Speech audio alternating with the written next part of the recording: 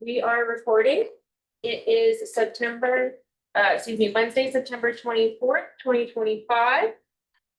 Welcome to the Boulder Arts Commission meeting. I will now call roll.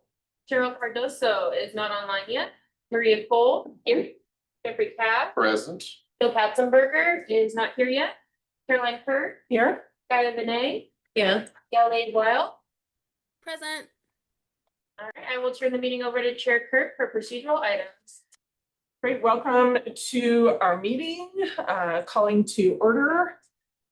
And I do have one change to the agenda that was sent out, and you'll see under number 8 for the grants program, we do have one grant report to approve, so that has been added.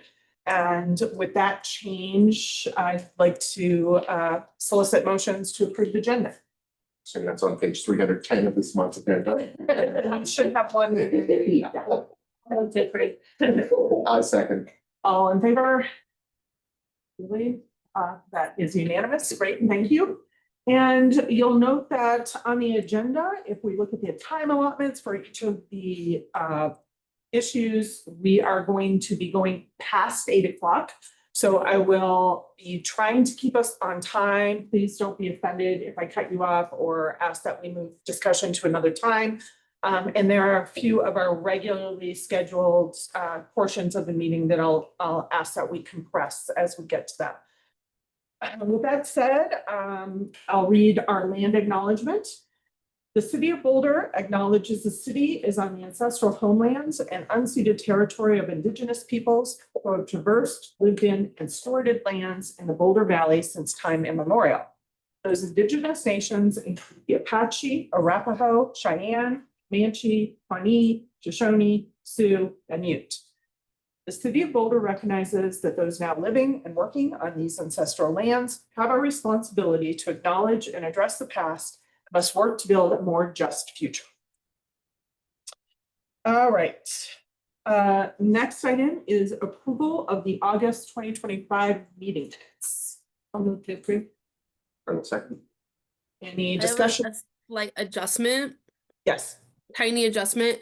For the on page 3, when I am discussing my liaison, it says tangible singers and it should be cantable singers. Thank you, Gallade. I will update that. Thank you. Great. With that amendment to the motion, all in favor of approving the minutes? That's unanimous. Great. Thank you. Do we have any online participants for public participation? If anyone online would like to participate, please raise your hand now.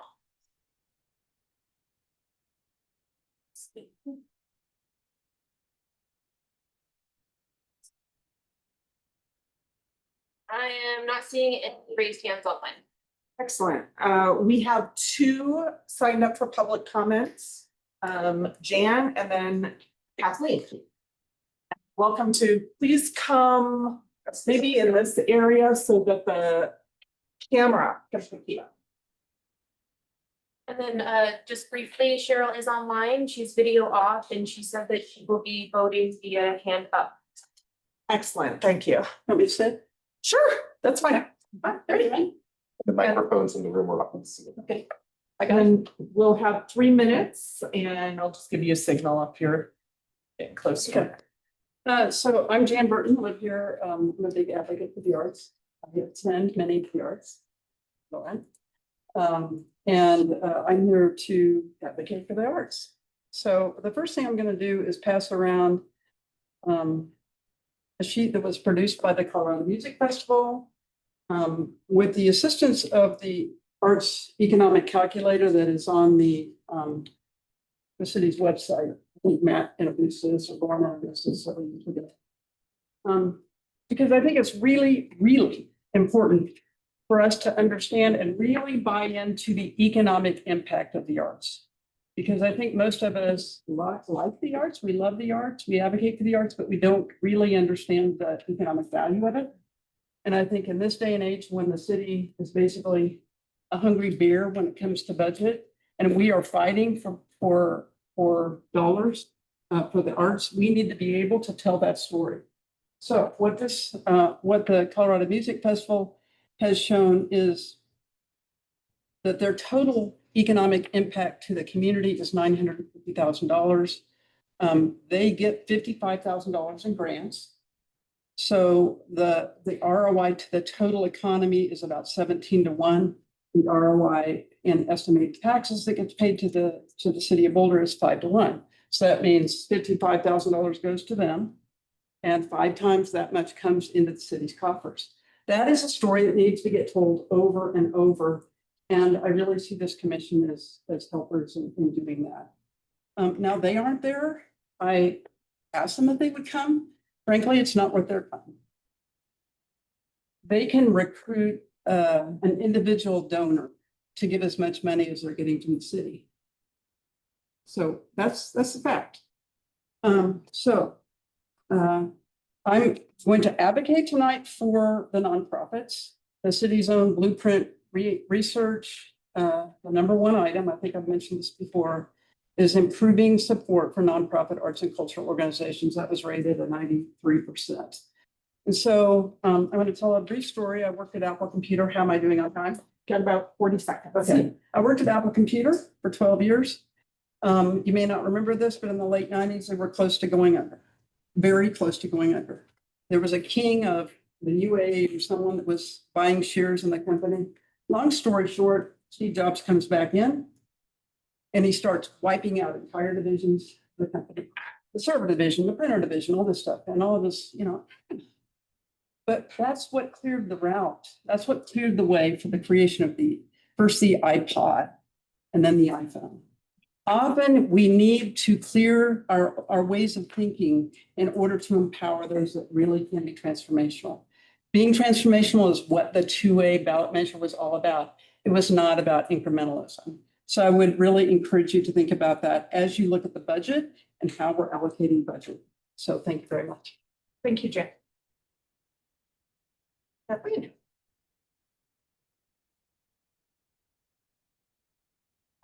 Hi there, colleagues, former colleagues. I'm Kathleen McCormick.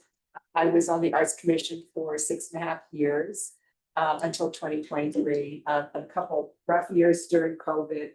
And look where we are now. It's so much. I mean, we didn't even know 2 years ago that all this wonderful activity would be happening, that we'd get Sundance coming to Boulder. And that we would have this wonderful 2A ballot measure. It's a lot more money for arts and culture. I'm here to say hello tonight. I try to stay abreast of what y'all are doing. I talk with Lauren frequently. And I wanted to encourage you to keep a close eye on the budget, because while there's $2 million for grants this year, which is a lot more than last year and the year before, there's $740,000 that are devoted to transfers, cost allocations, and reserves. And that is $300,000 more than it was in last year's budget. So things like that are sort of chipping away at the total amount of money that arts and culture, that artists and arts organizations could be benefiting from. The other thing I want to encourage you is to be involved in the comp plan, because it's very important for the next 10 years of how our city evolves, to make it clear that we are an economic engine. The arts and culture do a lot to make a healthy, sustainable community.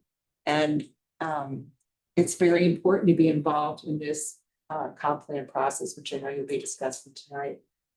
And finally, I want to let you know that I'm also a member of the Create Boulder board, like Jan. And I don't speak for the board tonight, but I did want to report that we have a facilities and venues committee that has been looking into, for the last year or so or more, been looking into how we could help, partner with the city to create more affordable, more venues, facilities, and more affordable ones. So we have on our committee architects, developers. Next month we'll be looking at a couple of really exciting potential projects that will create more space for arts and culture. So, and Maria is a member of that committee, so I'm sure she will report, and probably already has report. what we're working on. So if you have any questions, please don't hesitate to contact. Thank you. And I'll give a plug. I think this is an appropriate time. There was a link in the materials to the survey. Do you want to say more? Just a statement about that and The question from. Yeah, the questionnaire. Oh, that- sure. Yeah, because it just started. Maybe I could introduce. Hello. Thanks for the tee up, Kathleen. Yeah. Well, we're gonna get to the Boulder Comprehensive Plan, the update, but if you can fold into the comments, just remind people that we have a live link questionnaire now. So that's, but before we hit that, thanks for the public comments. And we have liaison updates and commission work items. And because we're really limited on time, I do want to invite people to do liaison updates. But any comments that you have about upcoming performances or how performance were in the past, if you can please hold those until our next meeting. And what I think is most important for today is if we have any feedback from the community that we're hearing about the plan or, really important issues for the community. I have one piece of feedback from something that I saw that ties into issues that we've been dealing with on the commission in the past. I went to the Boulder Ballet last weekend, and I was encouraged and heartened to see there were a lot of non-white bodies on stage. And I know that's been sort of a topic of conversation. And so I just wanted to pass that on. Applies to what we've been talking about. Anybody else have? I'll be sure that I sent this agenda to all my liaisons and encourage them to reach out to all of us, and we got one comment, so we can talk about that. Did you see that, Sarah? From Lotus Theater.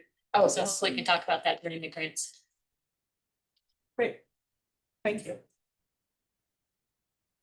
Okay, we're gonna keep speeding along then. I was at the same Boulder Ballet performance and I also saw Asian folks on stage as well as gay folks on stage. So it does align with our E&I initiatives on the commission as opposed to making more about this.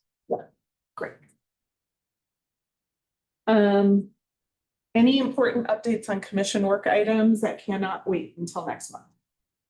Great. All right, we'll go on to the comprehensive plan then. Sure, sorry. I thought they were next, so I was like, amazing, teed up. Sarah and Kalani from the Comprehensive Planning Team. Welcome and thank you so much for joining. We're one of, I think, 6 or 7 commissions and boards that are getting some direct input and feedback. So maybe if you'd like to introduce yourselves with your titles, please, thank you, and welcome. Well, hello, and thank you, Kathleen, for the tee up. Kalani and I are here to talk to you about the comp plan update, as Lauren mentioned. We are on a bit of a boards roadshow. I was mentioning to some of my colleagues that I know what rock stars feel like when they go to a city and say the wrong name. Like they're like, because there's so many different boards that we're going to, but I know you're the Arts Commission and we're really happy to be here.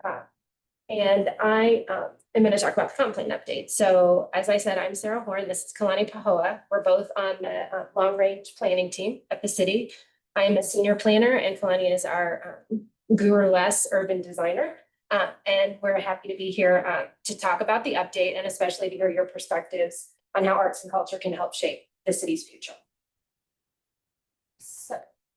So what we're hoping to do this evening is to give you a quick overview of the comp plan and the major update process, share how we're approaching policies and land use in the update, and get your feedback on policy direction.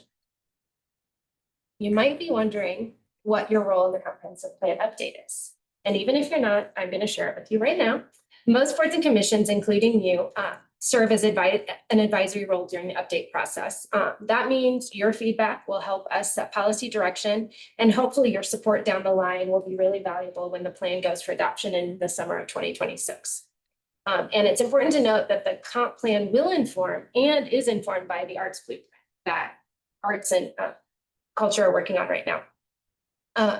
And it's also important to note that staff, including subject matter experts from Community Vitality like Lauren and Matt, and many other departments in the city, working hard on the update with us. And that they help represent the cities and your areas of interest during the process. So, and I have to say that working with Lauren and her team and Matt has been an absolute joy, and they've brought a lot of creativity and energy to the process, and it's made it really special. So we really appreciate that. Just an FYI for the plan, the adopting bodies, there's 4 adopting bodies, 2 in the city and 2 in the county. City Council, Planning Commission, and the Boulder County Board of Commissioners and their Planning Commission. So we have to go to 4 bodies for. So as we go through the presentation tonight, if you'll keep in mind that we'll discuss these key questions related to the comp plan approach, supporting professional artists, arts and culture amenities and gaps, and Boulder's future as an arts and culture destination. So we'll capture your feedback when we get to the questions tonight, and then we'll consider it as we continue to iterate the policy and land use recommendations we're going to be drafting. And so we'll also continue to work directly with Lauren and Matt and arts and culture team to refine the policies. And Lauren is the conduit between you and us, the comp planning team, for any additional feedback that you'd like to share between now and December when we take our draft recommendations to council. So now the comp plan. Okay. So I think Kathleen knows, but some of you might not know, what is a comprehensive plan? Well, it's Boulder Valley's long-range vision, and it's an aspirational guide for how our community will evolve over the next 20 years. It includes policies and a future land use map and strategy that helps staff, boards, policymakers, and the community manage change and move toward the vision. We update the plan every 10 years, and this update is especially meaningful because it marks 50 years of comprehensive planning in the city. And it gives us the chance to step back, reimagine Boulder's future, and partner with the county to guide growth in the valley. It's also a state requirement. Every city over 2,000 people must have one. So it's both an opportunity and an obligation. So I think it can be helpful to visualize the impact of the plan, sort of in the way you see at the bottom of the screen. It sits at a 30,000-foot level, like the cruising altitude of a plane, and represents the big picture that shapes all city work. Then at 10,000 feet, we have various plans, including sub-community and area plans, which are more focused. And then at the ground level, we use tools like zoning and the code to bring the vision and ideas in the plans to life. And so now that we've talked about the comp plan, where does it apply? Well, it applies to the entire Boulder Valley, which is everything inside city limits that you see in yellow on the map on the screen. And plus parts of unincorporated Boulder County that are in the green on the slide surrounding the city. And the entire planning area is divided into areas 1, 2, and 3, and these relate to how we provide urban services in the planning area. And if you want to dig deeper, you can explore these areas. We have online maps of the city, and in the current comp plan, it has more of a description of these. So when we think about planning in the city specifically, it happens at a few different levels, which I briefly talked about. At the very top, that 30,000-foot level I mentioned earlier, we've got the sustainability, equity, and resilience framework you see at the top of the screen. That's the really big picture, and the 7 objectives at the top guide all city work. Then the comp plan, which documents the 20-year vision and lays out policies and land use for the city and the valley. And it shapes things at the 10,000-foot level, like the citywide strategic plan, which is in the light blue. And that lays out midterm priorities. And then department plans, like the arts blueprint, are on that green line. And they, along with budgets and subcommunity and area plans, come next. And then at the ground level, like I mentioned, we get into the nuts and bolts, the budget, capital projects, and zoning standards, which are the tools that make all these plans, all of the things in these plans real. So now that you know everything, almost everything maybe, about comp planning and planning in the city, what does the update process look like? Well, for this update, we kicked it off late last year, starting with a Boulder Today, which you see on the left side of the little diagram. In that phase, we focused on current conditions. We then moved to phase 2 earlier this year, which is a Boulder Tomorrow. And in that phase, we talked to community members about their vision and priorities for the future. And that we're now in phase 3. And this is the yellow piece you see on the screen. And this is the major phase where the bulk of the work is being done. We're working through policy updates and land use updates. And then next year we'll move to phase 4, a Boulder Future, and that will be drafting the plan for adoption in the summer of 2026. So throughout this process, we've been engaging the community like never before. Right? And this is thanks in large partnership to our partnership with the Office of Arts and Culture. And so through the Experiments in Public Art program, we've combined art, community voices, and city planning to explore issues and share hopes for the future. From our kickoff at the Dairy Arts Center to interactive theater experiences with Modus to illustrations for existing conditions with Cal Bracken and community mapping through Voicing Boulder, an online platform with Chris Carruth, arts and culture have helped us connect with people in really meaningful ways. And we're also planning to wrap up the project as we started with our final community event at the Dairy Arts Center later next year. And then based on feedback from our engagement, we've drafted a vision for the plan that's about belonging, creating opportunities, and sustaining the health of the Boulder Valley for future generations. And this vision directly relates to the sustainability, equity, and resilience framework objectives, which I touched on earlier, and you see on the right side of the screen. And these are the same objectives that the Office of Arts and Culture is using for the Arts Blueprint. So we're aligning the work of departments with the framework to ensure we're all on the same page in how we're thinking about what we're doing moving forward. And through engagement, we've also gained a clear picture of the issues community members really want us to address in this update, which you see on the screen here. And while these are areas of focus where people felt we needed to dig in more during this update, we'll be covering all sorts of topics in the comp plan. These are just top of mind right now for many people in the community. And even though arts and culture isn't listed as a standalone area of focus, it's a significant topic of conversation. And we'll be including policies that relate to it in the update.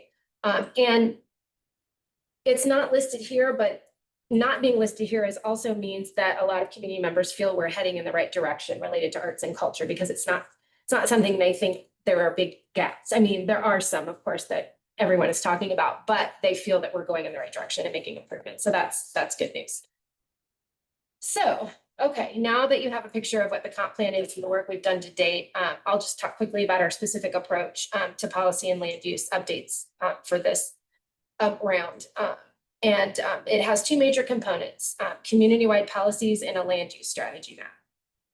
So before I share our approach to policy updates, I just want you to keep in mind some of these key themes that we're considering related to arts and culture.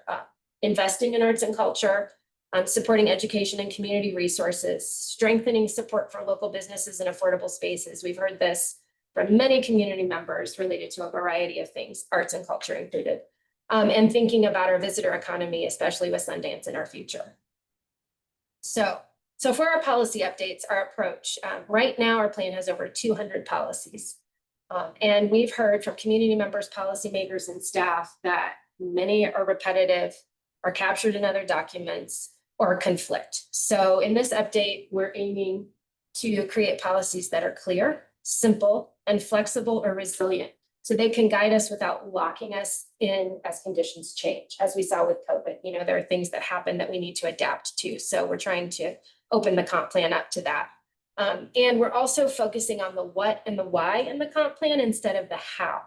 And we're hoping that that lets departments and boards kind of figure out the way that they put the policies into practice rather than us dictating. So, or the comp plan, not me, but the comp plan dictating. And similar to our approach for policies, we're also re-examining how we think about land use. So instead of a parcel by parcel kind of micromanaging of land use, which the current plan does over time, it's turned into that, we're moving toward designations that are more at a neighborhood scale. So the goal is to plan for places you see on the left side of the screen that reflect community identity, to allow for more mixes of uses in locations, so housing, work, and culture can coexist, and provide more choices so the community can adapt over time. So to do that, we're testing a new framework for land use designations that has 4 main classes or categories to guide future development and redevelopment. So you see on the left side of the screen, the first class is neighborhoods, which includes a different mixes of housing and amenities, cafes, things people can go to. Then we have hubs, which you see the second line here, and those are hopefully lively areas with commercial and residential uses mixed. And then we have networks, the third category, which includes parks, open space and recreation and rural lands. And then finally, we're considering an institutions category for civic, university and industrial land uses. And this new approach, as I mentioned, gives us flexibility, is clearer, and it gives us the ability to integrate various priorities into land use rather than kind of siloing the land use like we've done in the past. So to put all that together, this is just a concept example of how that might look in a neighborhood. So a community hub, which you see in the middle of the screen in the kind of reddish color, that would be a central destination that could serve multiple neighborhoods and have like those, could have arts and culture amenities in it, for example. And then the darker yellow around it, neighborhood 2, would be a mix of housing and multifamily developments might surround the hub. So that would create walkable options for people to live, work, and socialize in those areas. And then the neighborhood 1s might have a bit lower density in those neighborhoods, which is the lighter yellow you see on the screen. And then the networks, the parks and greenways would be sprinkled throughout and everyone would have access to those. So that's an overview of our approach. And then we just quickly have some milestones we want to share with you. So I think you mentioned the statistically valid survey is online right now. There's an online open participation survey too, the exact same questions online for anybody in the community to take. The statistically valid survey was mailed to 5,000 households in Boulder. So that will be that option for those residents who get that. And then anyone can take the online survey. And there are several questions related to housing, climate, business, older adults, and our youth population. So I'd encourage you all to go online and take that. If you didn't get one, if you get one at home, take it. And then on December 11th, we are going to share our recommendations with planning board and council in a joint study session, 4 hours. So we're getting ready for that. And then we'll work on revisions to recommendations based on their feedback over the winter. And we'll come back to boards in March of next year with our draft plan to share with you. And then if all goes well, we'll be finalizing the plan in the spring and going through the adoption process in the summer with both the city and the county. And if you're interested in more information about the plan or engagement opportunities, anything comp plan, visit the project website of boulderfuture.org. There's a lot of good information there. So that's it. Thanks for letting me share a bit about the comp plan update and this process. And now I think we'd like to hear some thoughts on these key questions. We look forward to your feedback. Kalani and I are here to answer any questions about the update you have. I can read the questions and hand it over to the board for discussion. I can hand it over to you now to start the process. And like I said, we'll capture your feedback. Great. We could. Yeah, thank you. Why don't we leave the key questions up? And just open the floor. We can talk about, focus on these key questions. I do have a question that comes out of your presentation you just gave, and it kind of ties together just some general thoughts I've been having in general. On the slide with the 7 different areas, and you mentioned, well, there's not really any talk about arts and culture because people think we're doing a good job, and that's positive. And then I also worry about having a comprehensive plan that doesn't have any direct language or direction around arts and culture, and that when things aren't stated in a plan, they get forgotten and discounted. So I'm wondering what you would say to that. I would say that, and I should have been more clear, but the key areas of focus are really the way that we've had community conversations, because when we've met with the community, they say, we need more work on safety. We need more. So it's a way to organize the community conversations we've been having around the comp plan. And those are not the only areas we've talked about. Those are just where they think we need to dig in more. So we will cover arts and culture, and we will specifically call it out in our policies. And as an aside, the map behind you, Lauren's been working with her team on people sharing places they'd like to see. And so we will consider that as part of our land use map update as well. And think about those designations, the kinds of uses that we will put in the descriptions. So it did sound like that, and I apologize for that. We definitely are going to include it. Excellent. So, you know. Great, thank you for that. And, you know, to the public speakers' points of how art just impacts all the areas. As I was reading those 7 areas, I could think of, there's so many ways that the arts support those, so. And they do. And I did mean to say that in my notes and forgot to skip it, but that they do. If we do include any information about those areas of focus, arts touches on all of the things and can impact all of those areas. So, Thank you. yes. Kind of a good follow-up with that. In the previous comp plan on page 21, talks about arts and culture. And it's pretty much a softball approach. It says there's a growing interest in arts and culture.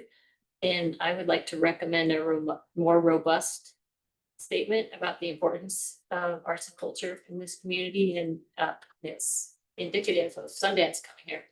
So I think the strengths of the cultural community is drawing more international attention.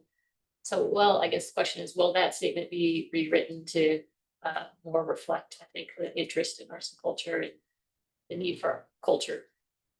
Yes, and I can say that we are revisiting all of the policies and we are drafting some new policies, some revisions to policies. And we will include a statement about the importance of arts and culture and policies that relate to that. We're trying to make the policy statements more active and more direct in terms of what our stance is on certain issues. So we are definitely considering that, and we'll take that information and we're reworking them now. We don't have the policies to share yet, but What would be an example, though, of more active approach to how you would address the arts rather than a growing interest in the arts? the city, and this is not actual, this is Understand. hypothetical, but the city promotes arts and culture in X, Y, and Z. I mean, we're not gonna say there's a growing, we might say some things like that, but rather than say there's a growing interest and we might do something, we want to change it to a more active verb. The city actively promotes arts and culture in community where people have said we need more of it, and that's totally hypothetical, and I don't know if that exactly answers your question, but we are working on making it more direct, the language. Question. The proposed zoning map changes, are those a reflection of the things that the community is asking to see more of, or is that based upon broader city priorities? It's a land use map, and I know you said, but the land use it's a reflection of what community has told us. And we're looking at the land use map and it's so kind of parcel by parcel that we're trying to broaden it, because a land use map is really the 20-year vision. What do we want the community to be in 20 years? So we've heard not everyone. There are some community members who don't want to see any change. We know that. There are a lot of other community members who would like to see a lot of change. Many community members have said we want to have more walkable areas. We want to be able to walk to the place we work, walk to the place we go eat, walk to the place we play. And the land use right now needs some tweaks to make that vision a reality. So we are using community. And I assume that if these changes are implemented, things within those zones would still have to apply for a use change, or would it be an automatic thing? Yeah, I think that it depends on what the zoning district changes are along with those land use changes. And it may be that some would have to and some wouldn't, depending on how substantial the changes. We have to wait and see. How does the livable, like if we look at that specific goal of Boulder, how does that fit into it in terms of housing? I know it's outside of arts and culture, but I'm just curious. There's a couple of aspects to look So I can't hear you. I'm sorry, I think there's a couple of aspects with livable that includes affordability and access to services. So it might include walkability to certain uses or to jobs. In other services like schools and those types of things. And the land use, we're trying to create that more mix of different kinds of housing options to be in different neighborhoods, like to allow townhomes, let's say, in single family neighborhoods where it might work, or create situations where people who live in the city can walk to work, so it's more affordable to get to work rather than drive, so there's a lot of factors involved, but housing is definitely a big piece of the. Multifaceted. On the question slot. Sorry, Yolanda has their hand up. Go ahead, Yelid. Just my quick note, just kind of seconding what Maria said, with encouraging more active language. I would like really encourage something along the lines of like the language of the value of arts and culture in every land use category. Personally. I think every category that you showed, I think should have arts and culture like embedded within it and language around the value of that. Something like that. I don't know. It was just my thought. Maria Oh, thanks. This is Because not. Maria tends to ask the same question that I do, so I'd rather just her just ask the question. This might make it way down. This is in the weeds on your, 30,000 down to the ant scale, it's at the ant scale. So, related to question number 2, the Boulder revised code, chart 6.1, does not allow art studios in R1 designations. And the definition of art studio is probably what everyone at this table and everyone in this room is actually doing in their homes, and the zoning code doesn't allow that. So is this comprehensive plan a means to, because this is pretty light, what they're saying an art studio is, and you're not allowed to do it in your house right now. So is this comprehensive plan a means to change this zoning code? So actually it aligns to support artists and actually recognize what's really going on in this community. I would say that one of the ways that this comprehensive plan, you could have an objective like that would say very directly, we want to see more art studios allowed in residential areas or more broadly across the city. That in turn will trickle down to when this is adopted, the zoning code, I think. Some of those changes made to make that, if it's use screening in some areas, or if it's not a use screening, we'll look at it in more detail. Can we give you that feedback right now since you're here? So that's my feedback, and that's what I'm hearing from the community, is a lot of people realize that they're not in compliance with the zoning codes because they're painting or They're welding. welding. Well, they're not welding. But this talks about, it's pretty loose. You're an artist, sculptor, photographer, jeweler, potter, craftsperson, furniture maker, cabinet maker, or other artist. Basically, you're out of compliance, I think, with the current zoning code. And we've asked the question and we've heard from community just along those lines. You know how we have ADUs, we allow ADUs now. There are cities that allow commercial. Yeah, like conversion spaces, so you could have a shop or something in your home. So that's part of the studio piece is something that we would look at probably along with that. But we've heard people who would like to have businesses out of their homes as well. And so that kind of runs along with that's what you're saying. Because there's artists running businesses. Right, right. So we're here, I think that there is an opportunity if we get the feedback that we need to open that door. And what's your recommendation to all of us to advocate more strongly than we are right here to get that incorporated? Is in the notes. We will be taking that. Sounds very official. Yeah. Let's put it in the notes. We'll consider it. We're considering everything. We can't include everything, and also talk to your council members and your planning board members. I think that this will get looked at again, the language, the specific policy language. Let's go. Who do you want to go next? I'll go next. And then I have a comment from you. Wait. The largest portion of this particular slide for key questions is specifically to the individual artist. And kind of the implying that it's basically gig economy workers of that sort. I want to make sure that there is a continued focus and a acknowledgement for the growth within the plan, for the growth, the capacity building, the sustainability, and the cultivation of existing and emerging small, medium, and large organizations. and what their impact is to education and community building and culture and to revenue generation for the city.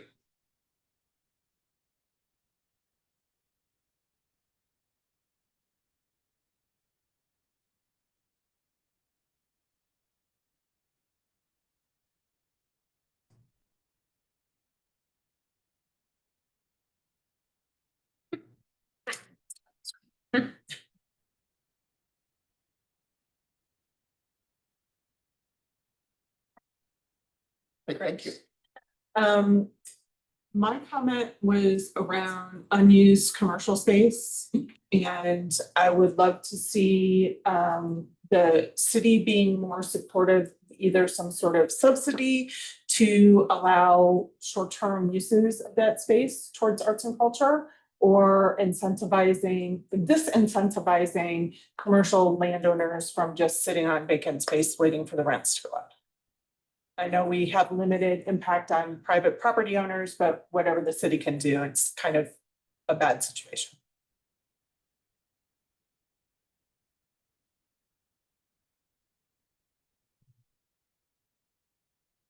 I got that too. Okay, thank you. Did that cover your comment? Yeah. Go ahead. So I think in terms of number 3, what's missing is really a place for the arts community and like just people to gather and have like cheap drinks, like, you know, the concept of the dive bar or like restaurants, like it doesn't exist in Boulder. And I think like I live in North Boulder and we have all these like Quiz Friday and all these things, and there's just very limited options for people to go out and stay out late. And there's not this culture of like, let's get a band or let's have jazz, or like it doesn't exist in Boulder. And I'm from New York City, and I think it's sort of a missed opportunity for us to not create those spaces. And I know Roots Music Project tries to do something like that, but you know, it's still out there and in downtown Boulder or walkable to neighborhoods. It just doesn't exist. And I'm sure it's something to do with zoning. We're also, and this is just something that you can like look into on the website, and we will be sharing with council, but we have a community assembly. That is one of our engagement tactics, and it's 48 community members who meet on, I think they're meeting for 7 Saturdays, like all day Saturday, and they're learning.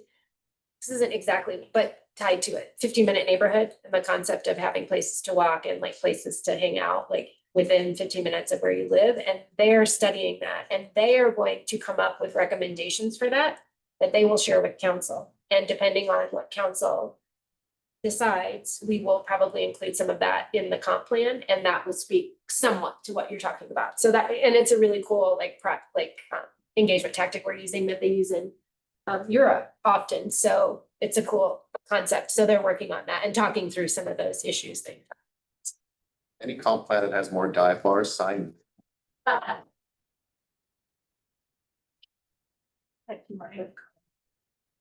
So I'm curious to hear what you're thinking on the Civic Center. And second question is about the Noble Cultural District. Is that the only cultural district? Can that be extended? Can that be replicated? So yeah, those 2 questions. So what's the thinking on the Civic Center? And is there gonna be culture at the heart of the Civic Center? And the second is What's a park? Civic Center Park? yeah, I mean, it's called the Civic Center Yeah. plan. Yeah. And then the Novo Creative District, as I understand that, there, you know, maybe that's a question. I don't know if there are incentives in the city for that. You know, what's the structure of that? Can it be extended further down Broadway? Further, you know, starting to become an arts corridor with BMOCA considering to move up there. So yeah, what is a cultural district, and the one that I know of, can it be extended and further embrace North Boulder? I think that this process, and that's one of the recommendations of the board, is to look to investigate other areas that should be arts districts or designations, kind of like the map there at the back. We can definitely explore that and bring back those recommendations. Where's the policy language? As far as what the Civic Center is doing, I'm not sure that I'm the best to speak to the details on the cultural experience that they're planning right now there. And- But it is kind of a mix of things going on in that area with arts, history, you know. Have the band shell, they've got some, the city buildings down there, so. And they're I mean, I think that's a big piece of the idea is arts and culture, and they want to activate the space more hours of the day. To do that, we need more events and more cultural things, and parks, our parks department is in charge of that. And there is a website, and Shihomi Kuragawa is the project manager, and she, you know, would be happy to share more information about what's happening there. And we can also bring information back to you. Information back to you. I think what might be helpful also is defining what a cultural district within Colorado is, because there are very, very specific constraints within that. Yeah. And what describes that as far as size and what that encompasses. And if there's a difference that the board feels like for these recommendations, arts district versus a cultural district or put around that. Simple policy language, we can definitely take that back to them. And I think it's also a factor. We can do so much, and then the market has to help do things too, in terms of districts and creating those commercial spaces or, you know, galleries or whatever you want, or performance spaces. Like the private sector has to also pitch in to make those things a reality. We can open doors and create easier processes for those things to happen, but it has to be a partnership. Well, it seems like, you know, synergy between like-minded cultural institutions really what makes an area, you know, thrive. You know, look at Novo. It's, even if you just had one of those little studios, no one would go there, but it's all of them together make that critical mass. I think that that's one of the things that, if you look at the comp plan, that helps drive other sub-community plans or the North Boulder sub-community plan. And this was something that was very actively worked on for like 2 decades to really get to the point there. So I think that that's one of the things you're doing right now is helping us frame up where this will affect new sub-community plans that are coming in or new area plans too. So which is good input. And we work on those, and we like to work on those. Yeah, when we're not working on this, we work on those. So. I think just as some, as a nod to number 4, I mean, I think we've got amazing things happening in terms of this being a destination. And the concept of how arts and culture interweave into all these different areas and strengthening those relationships is what's going to drive that forward. And it's what distinguishes us from being a bedroom community, you know, and bringing a lot of great things. We just need to continue to support it.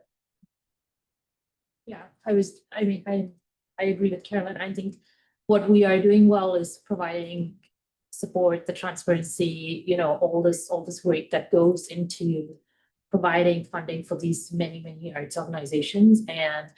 But I think it goes back to having the commercial aspect, like people have to show up. And I get that feedback all the time from my liaisons, like, why don't people go out?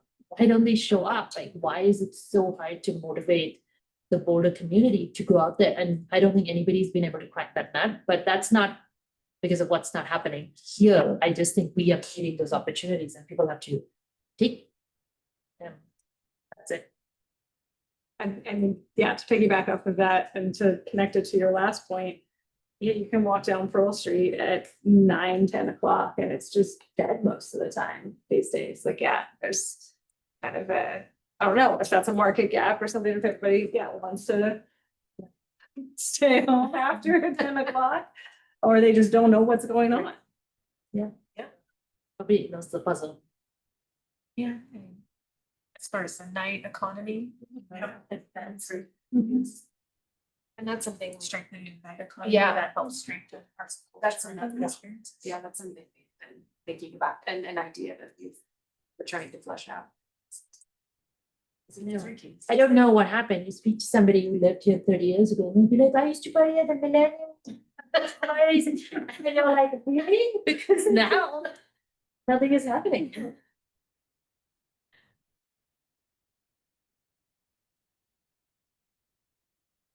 Maybe one last question. Where do museums fall under your conceptual land use? Pods? Is that institutional? Or category, sorry. Yeah, we're still working on that and it would fall there. We think we're still working on how it would totally play out, but that's more than likely, or maybe, I don't know, in hub, I mean, it might be hubs, you know, we're still kind of working that out. Right? Yeah, I will say too, though, sometimes we see civic and institutional uses mixed into like regional hub areas, innovation and community areas, so just like we see schools mixed in single family residential areas, those are civic institutions. So maybe a mix of where we have some standalone opportunities and then some mixed location opportunities too, so. Might be helpful then in your conceptual diagram if you had a little blue dot in the middle of the pink hub then. These should translate at one point. We're hoping that one Yeah. example where you show the map that it does actually have a regional, like a map base to it. Well, yeah, and flesh. So there might be like a blue dot there in that community hub. That's great. Yeah. Yeah.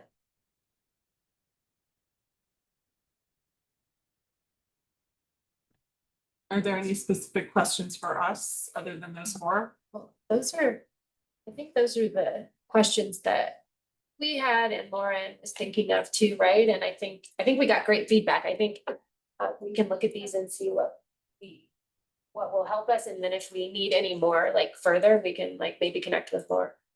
Lauren and get your feedback. Thank you. Yeah, thank you. Thanks, Lauren. Thank you. Can we contact you if we have? Absolutely. Thoughts? Yeah, Your information with Lauren? yeah. Did you want me to put something in the chat, a link to the survey, or were you talking about something? I just want to, it's in our materials for this meeting, so just Okay. wanted to remind people. Oh, that's there. And having the link within your slides was very helpful. Okay, good. Yeah. Yeah. Email is in there too. And you Like yeah, writing an email. and Laura's to forward. Chris, Thank you. thank you. Thank you very much. It was great to meet you all. You too. And hopefully we'll see you again. Thank you. Enjoy the tour. Moving on is. Elliot, you're hit. Oh, he's coming online. You're it? Yes, yes. Oh, he's here. Okay, beautiful. Hi. Elliot, we're ready to move to you. Well, I'm not there, but I'm here, which Yes. yes, I'm here, which makes me there. I don't know if that makes sense. Good evening, commissioners. My apologies for not being able to be in person. But I did want to take a moment this evening to go over the budget. It has since been released since we last talked. I know we kind of had a preemptive conversation regarding the budget for Arts Commission, specific to the Arts, Culture, and Heritage sales tax. I did a walkthrough of said budget on OpenGov from 2025, and of course, the website has completely changed. So I will say it is hopefully more user-friendly. The navigation of the website does seem to be a little bit better, so hopefully that's easy. But I will be pulling up a few individual links for the Arts, Culture, and Heritage Fund, as well as the budget policy. But why don't we dive right in and get into the presentation here? All right. So tonight, let me make sure I'm navigating this correctly. We'll breeze through the definitions again. I know we covered those in August. We'll look at the full city manager's recommended budget specific to the Community Vitality Department, the Community Vitality Capital Improvement Plan, which does have some dedicated funding for arts. We'll look at kind of a 3-year comparison. The caveat there, as you probably saw in multiple footnotes, is the difference from general fund to the Arts, Culture, and Heritage Fund, and what that kind of looks like going back and forth. So there's some nuances in the budget comparison, but hopefully we can discuss those, and then we'll look at the timeline, kind of where we are with the budget adoption process, and we'll hopefully get some commission feedback and time for questions. Again, here's another slide. Just you guys saw this, I think, in August as well, kind of talking about the different kind of definitions of the words that we use. I know transfers and cost allocations and internal services and reserves and all of those kind of get a little muddy in terms of it's not language we normally use. So I did want to kind of to disclose some of what that information is, what it actually means, and what it means for the Arts, Culture, and Heritage Fund. There are really no transfers right now for the Arts, Culture, and Heritage Fund, nor are there really any internal services. Well, I take that back. There are for the computer replacement funds, but the majority of what you see in some line items that might be a little confusing is really the focus on the cost allocations. And those, again, are really to help reimburse the general fund for services that are provided by things like the city attorney's office, city manager's office, the communications department, etc., where they help kind of bolster up the programs as well as the administration of just staff and other things such as IT support, to which are traditionally funded and are currently funded through the general fund. So it's a way for us to pay back for the services rather than paying for a contractor.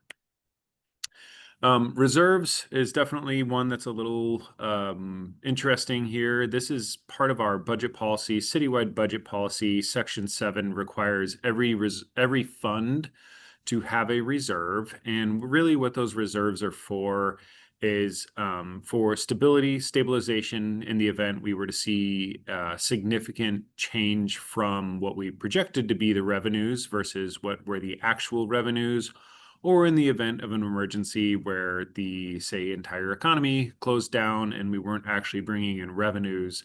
It ensures that we can continue all of the programs as well as projects that we dedicated and really earmarked for that specific year without a hiccup. So it's a way, we kind of call it the rainy day fund, if you will, for lack of a better term. But again, it's a citywide policy for every fund across the city to maintain that 16.7, which is basically 2 months out of the year for funding, to make sure we don't skip a beat on any of our operations in the event of an emergency.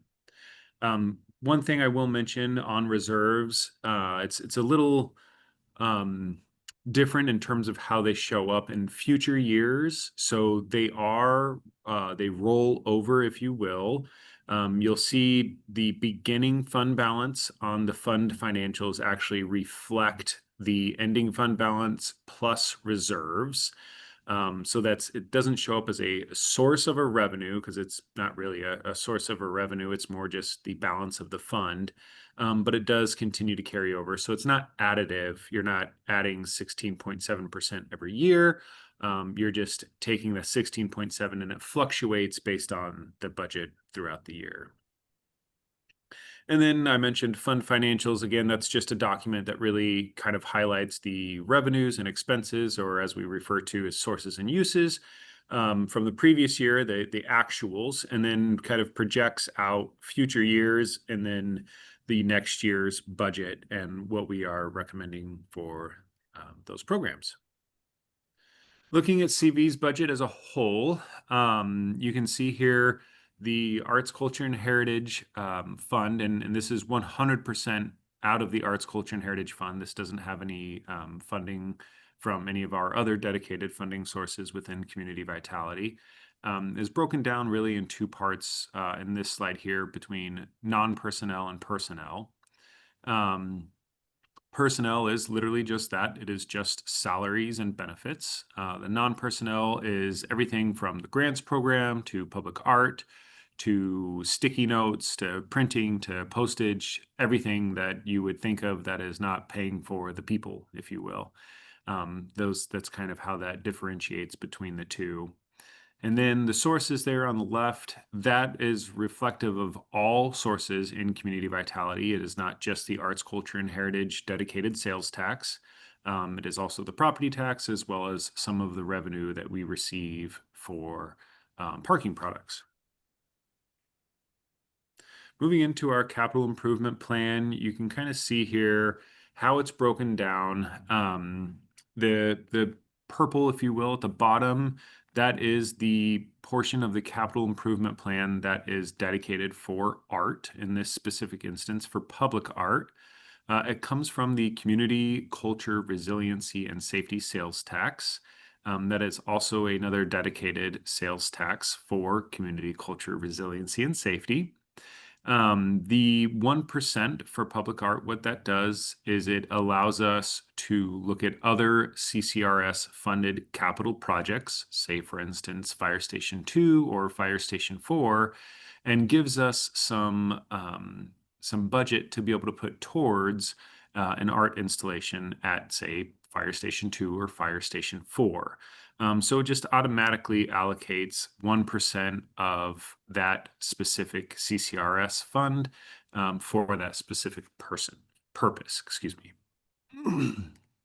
The other thing I will highlight here, you will see two other funds on this slide, the CAGID, the Central Area General Improvement District, which is basically the General Improvement District, which is downtown, as well as the Boulder Junction Access District, which is the Boulder Junction area east of downtown. There are some large capital projects that are going to be happening there in the next year. The 1% for capital exempts those dedicated funds from contributions to 1% for public art, but it does not say that we have to exempt them from public art. The beauty of us having arts and culture and community vitality is we can leverage the talent of the staff in arts and culture to help us figure out how we can incorporate art into some of these projects.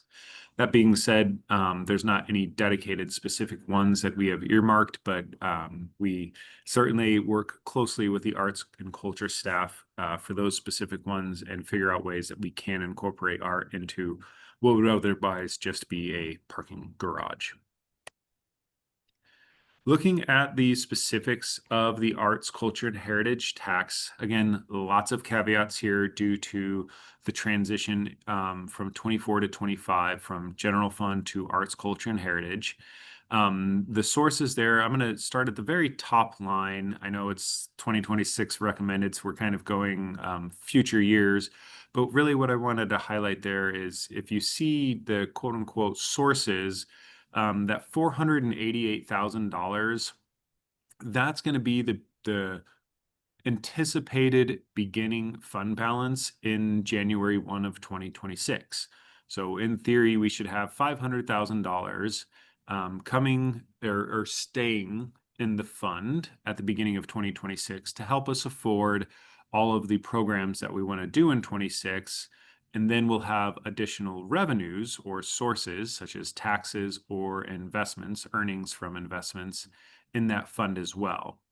And that remaining balance that you see there, that is the estimated remaining balance plus the reserves. So that's kind of how the reserves get treated. Again, those are there for emergency purposes and allows us to ensure that in the event of emergency, we can continue operating without any disruption of services. You'll see I've broken this down between personnel and non-personnel, and you can kind of see how the revised actuals, the revised budget, which is a little bit different than the adopted budget. It reflects any sort of changes that staff put forward for council to consider and then were approved in terms of the what's called the annual adjustment to base, ATB is an acronym that we use. And it also reflects any sort of contract carryover. So any obligations that we said we were going to pay in, say, the previous year, but didn't actually get out the door due to sometimes the projects are either delayed or sometimes the invoices come in later.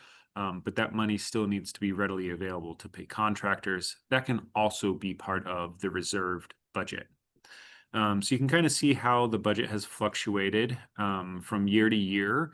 more so on the uses side. The reason why the sources don't show up in 24 is because there wasn't dedicated sources for arts and culture. It was a portion of the general fund. And if I were to put the general fund revenues on here, it would really skew things, as it's many's of millions rather than the $3.5–4 million that the arts and culture collects in sales and use tax. So really we can focus kind of more on the uses of things and how the growth of specifically how not just the growth, but also the dedication of that sales tax has really impacted the amount of funds that we have available for specific arts, culture, and heritage programs.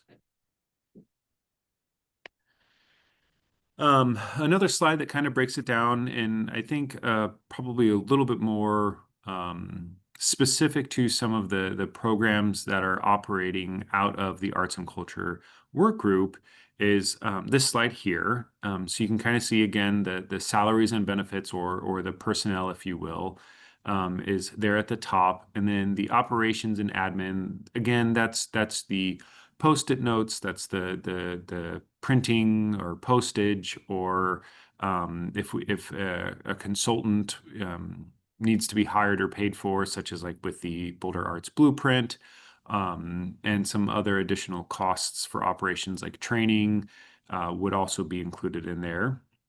The community programs, Lauren did a great job of helping me define those here a little bit more. Things like the Boulder Arts Week, some sponsorships that we have with some other organizations, any summits or forums, those are all in that line item. The grants program, which is the bulk of the budget for arts and culture, is in that line item, and you can kind of see how it fills out there. I will say that to be programmed $45,000, that allows for a lot of flexibility for the arts and culture staff to be able to work more throughout the year and have that appropriation available to be able to be programmed without a specific earmark. And then lastly, the fund requirements, as I mentioned, from the citywide policy, we have the reserves, the cost allocation going back to the general fund, compensating for the staff that provides the administrative support for the arts and culture programs, as well as the staff there. You'll see that there reflected, and you can kind of see the difference between the use of funds and kind of the sources there, with the ending fund balance of around $291,000. So I don't want to take up too much of your time. I know you guys have a whole busy schedule, but I do want to open the floor up for questions before we dive into any sort of next steps. We have about 15 minutes left for questions and wrap up. Yeah. Any questions for Elliot? To be programmed fund, did that exist in 2025? And if so, what did that look like, or how did that process work? Yeah, great question.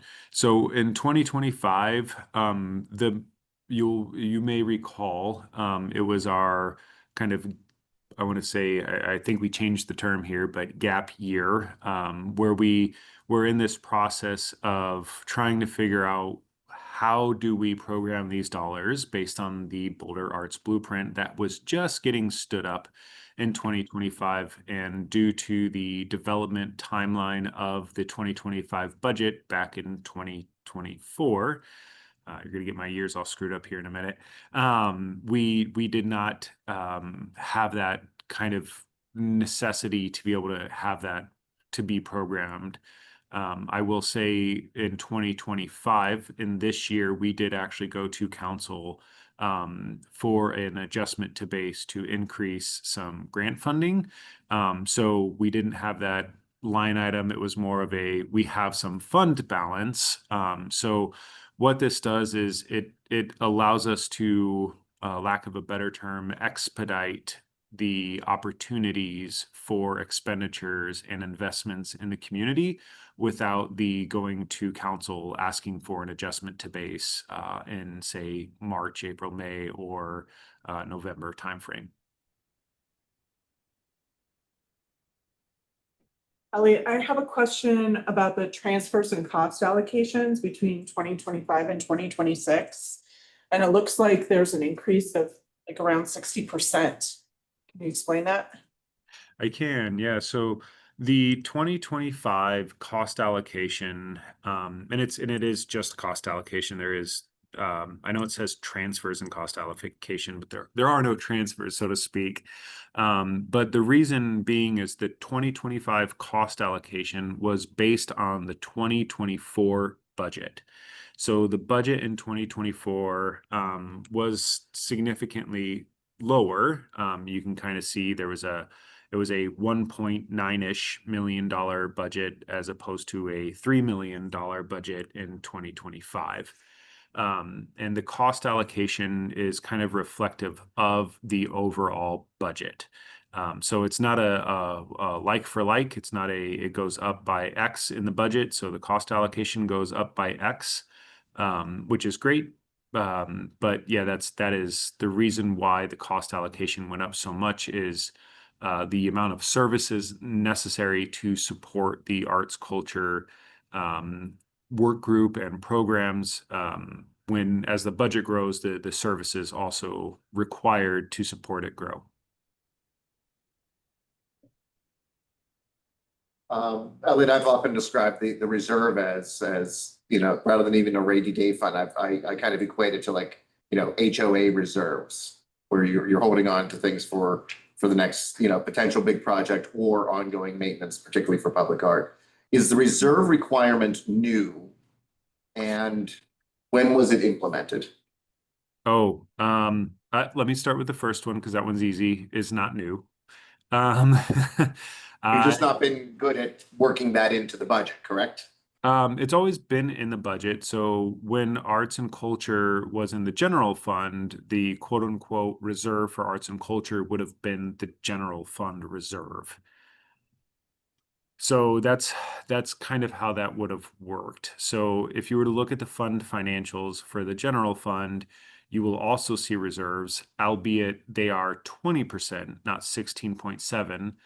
That was council's direction quite a few years ago that they had a target of a 20% reserve for the general fund to ensure the safety of services and the continuity of operations at that level. So that's really where they wanted to make sure, because the general fund supports all sorts of things like police and fire and communications and HR, etc., that they wanted to ensure that it wasn't just 2 months, but it was more 20%. So the reserves for arts and culture would, in theory, been baked into the reserves of the general fund because arts and culture was funded by the general fund. Right. And then when 2A funding was passed and implemented, and the general fund that was there for arts and culture was cut, we then had to absorb our own reserves. So yeah, that's one way to look at it, is to absorb the own reserves. It became, I would say, much more transparent in terms of what the reserves were. Thank you. Yep. I have a question about the estimated remaining balance.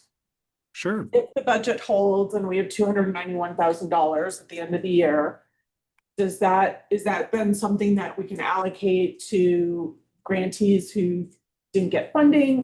Or is that required to be rolled into our reserves, or what happens with that? Great question. So the ending fund balance after reserves, and actually let me go ahead and share my screen with this here. What you probably see on my screen right now is the budget policy. I apologize. This is also on our online budget book. So what you're looking right now at is OpenGov, our online budget book. But really what I want to focus on here is the fund financials, the lovely document, as Lauren would call the fun financials. These numbers here at the very bottom, this ending fund balance after reserves. that is money that can potentially be programmed. And I say potentially because it does take an approval from council to use that money for grants, for any really programming that the Arts, Culture, and Heritage Fund can support. So it is 100% on the table. It would just require council to adopt and appropriate those funds. The funds that are, I wouldn't say unavailable, but are there only for an emergency is this reserve line down here. So that's kind of how that differentiates a little bit is the ending fund balance after reserves is, say, money that you still have in your checking account that you could spend. The total reserves is the money you have in your savings account or your retirement account, I guess would be more appropriate here, that you do not want to spend unless you absolutely have to. Okay, I have a follow-up question to that. One of the things that we've been talking to public art about is maintenance costs for our collection over time. Is there maintenance costs baked into any of these numbers? And if not, is that estimated remaining balance something that we can start to create a fund for that? That's a great question. I'm gonna start the answer, and hopefully Lauren can correct me if I misspeak.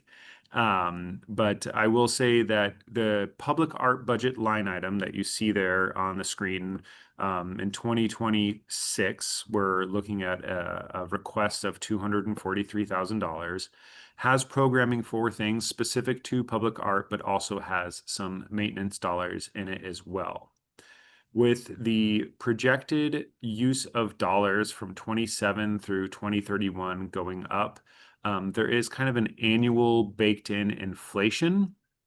And I'm speaking specifically to the use of funds. I am not speaking specific to the source of funds. So focusing only on the use of funds, we bake in kind of an annual CPI. So we say in 2026, we're going to do programs A, B, and C. And next year, those same programs are going to cost the same amount plus inflation. In 28, same amount plus inflation of 27. So you can kind of see how those numbers increase over time. And it's literally just a programming of dollars from CPI, not programming and change of programs or projects. So that's kind of how that dictates a little bit. Lauren, was there anything I missed there? I think that sounds good. Just to be super clear, we have maintenance dollars built into it. And that being said, we don't assume to do like expanded maintenance every year also. So I do think there's a little bit of like making an assumption, but we are safe with maintenance dollars from this budget. Do we see a world in the future where this cost allocation is sort of capped at a certain amount and doesn't keep increasing as the budget increases? The short answer is probably not. The cost of all services across every program, across every sector, continues to increase just naturally from inflation. Some years we have really high inflation where everything costs a lot more, and some years we have low inflation where things don't cost as much. So it will vary from year to year, but I would not anticipate it to jump substantially as it did from 25 to 26, because we've really programmed, and again, small caveat here, as you're looking at the ending fund balance after reserves, we've kind of programmed the full budget of the sources. So the $3.5-ish million that we are projecting to receive in 2026, we're programming 3.2 of that. So we're getting pretty close to spending the almost exact amount of money that we're bringing in, but still allowing for that rainy day fund, if you will.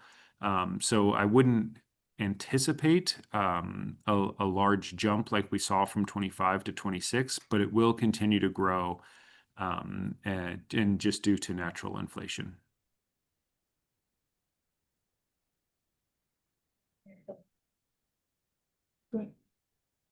So Elliot, I know that my arts liaisons have this question. Is there any way in which we can look at these expenses? Is there any place where we can eke out another 100,000, another 200,000? Like, where can it come from? Is it possible at all? Like, you would probably comment about it. So what do you think it's gonna look like? That's great. So the ending fund balance is really where the focus could be on programming additional dollars to additional programs. That's going to be the least the easiest opportunity to program additional dollars. So you'll see that in 2031, we're getting to a relatively healthy fund balance of around $2 million. So what that means is that's $2 million in 2031 that we could add to the 2031 budget. Or another way to look at that is there's an additional $291,000 we could add in 26. And then if we added that, then we'd only have 300,000 in 27, et cetera, and so on. So with all of this and proper fund management, this is all on projections. So the last thing we want to do is overpromise and underdeliver. So that's why we kind of keep a little bit of that ending fund balance in there to make sure that we don't have to tap into reserves and we don't cause an alarm for an emergency or where we have to use fund stabilization. But that being said, you do see a projected balance growing. So I would say that in 2026, being as it's the fund's second year, and really only the first year, because 2025 is the first year, and by the time we hit 26, we will know what 2025 did. So we're always kind of in the rears, if you will, for the sources of funds. But being as it's so young of a fund and the projections are still relatively new, I would say that, by 2027, that's when you can really start to understand what is our ending fund balance and how can we appropriate additional dollars for additional programming. Can I respond as well? Hi, I'm Matt Jasinski. I agree with everything that Elliot said. I want to add that the numbers are based on the best we could do to design a budget without the benefit of the blueprint being complete. So I wouldn't trust that the money in the out years is real, that the way that the blueprint tells us the community best needs us to allocate resources, we're going to get as close to that as the funding will allow. So I feel like that's going to get tighter.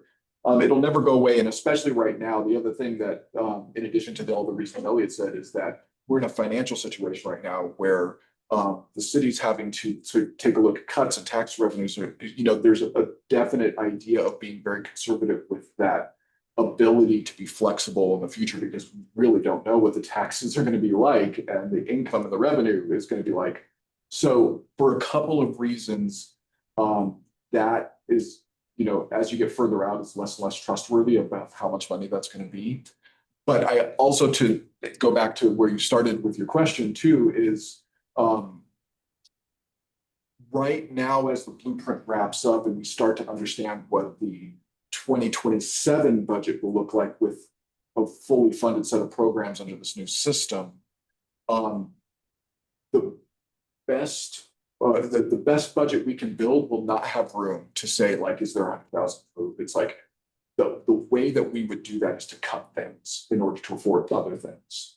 And so if you can help us make the blueprint successful, that'll give us the roadmap so that everyone fully understands the reason why we're deploying the resources in the way that we are, and that makes sense for the community. Yeah, so that process is going to lead us to a 2027 budget cycle where this will be much more reasonable than the fund balance. Did I speak okay to that, Elliot? Yep. Yeah, that's great. Yeah, it's It's a game of let's make sure we can use as much money as possible without not having enough money to do things we absolutely want to do. Okay, we've got about 5 minutes. We're back. We still have some time that we can absorb, but we need to get through this. So go ahead. Yeah, well, now I'm not questioning if this is redundant, but so just so that I have clarity on this, the reserves is in an emergency, but that fund balance is like, we don't know how and what ways the community might need things beyond an emergency, and we have that ability to make those choices just like we did in the gap year. Correct. Yeah. And that's where ATB comes in. Sorry, may I add on to that, Elliot? That bottom line, it's an estimate because it's still sales tax, so we don't really know ultimately at the end of the year how much we'll be getting in. I do want to remind you all too that this year we did an adjustment to base, as he mentioned. We requested and awarded an additional $150,000, which is why I think that growing bottom line is also a little like not to be trusted, because we saw that this year we went back, we needed more funding for grants, right? And I think we can continue to tweak as we know the reality of what sales tax is too. Yeah. I do not. Okay, great. Thank you, Elliot. Do we have a motion? Oh, go ahead. I think it'd be worth, you put it on the city's website about the ballot language for arts and culture, and I think it'd be worth having a discussion, and we've heard from the community about a different, or the intended interpretation of that, so I think it'd be worth Matt or Elliot, talking about with all of us, what the ballot language is and how you're using those funds. And this kind of ties into something I was going to bring up, because I think we have a motion. And I think it's worth having a conversation. Last year when we adopted the budget, we had a follow-up resolution saying that we were not specifically endorsing the utilization of, or the move of funds. The elimination of general. Eliminations of general funds. Yeah. So we could do something like that also, and I think that's gonna play into how we hear your comments. I don't have the ballot language in front of me, so forgive me as I fumble words, but if you've got it up, yeah. Well, I have the website notes. Oh, sweet. You got it? Yeah, got it. Does it have ballot language? Okay. So the interpretation of the ballot language that happened right after the vote and before the tax got implemented. And I think the nature of the confusion about it is that it requires that the funds be used for a list of things that may include. The words may include is the important part. And then it gives examples of the different things, arts, culture, heritage. It talks about, oh man, see, I'm trying to be on the fly. It talks about grants, public art, artists, venues. It gives a little list. But what happened is that during the budget process and the process to put that language on the ballot, council people gave their interpretation that the entirety of the Office of Arts and Culture budget would be captured in this. Then there's the legal interpretation that because the language says to be used for arts, culture, and heritage purposes, which may include in that the list, that those two things were what drove the decision to interpret that as the entire arts and culture, Office of Arts and Culture budget would be captured in by that fund.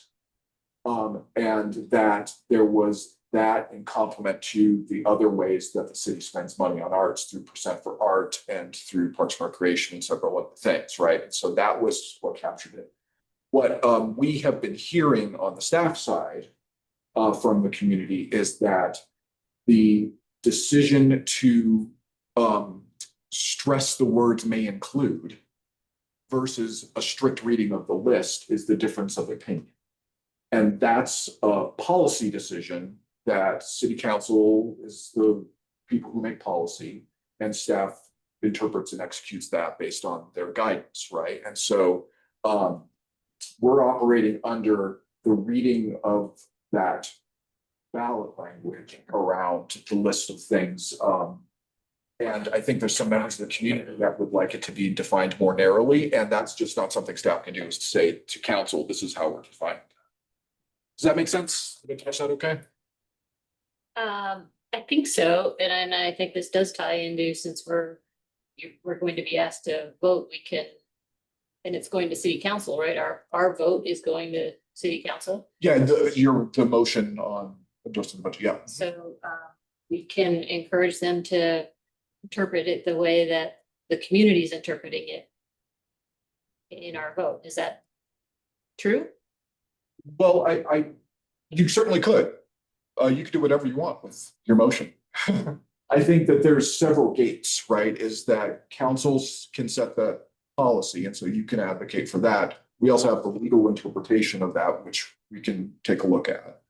Or not we, city attorney's office can take a look at. So I think that it's a step. I think there would be other things that would need to happen in order to assign other funds. But, you know, when we talk about that, you know, we think about all the ways that the city is spending money on the arts, and you need to take that into account too in the decision that you make, as well as the fact that the budget's constrained. And is it $7 million, I think, Elliot, that's cut overall from the city's entire budget?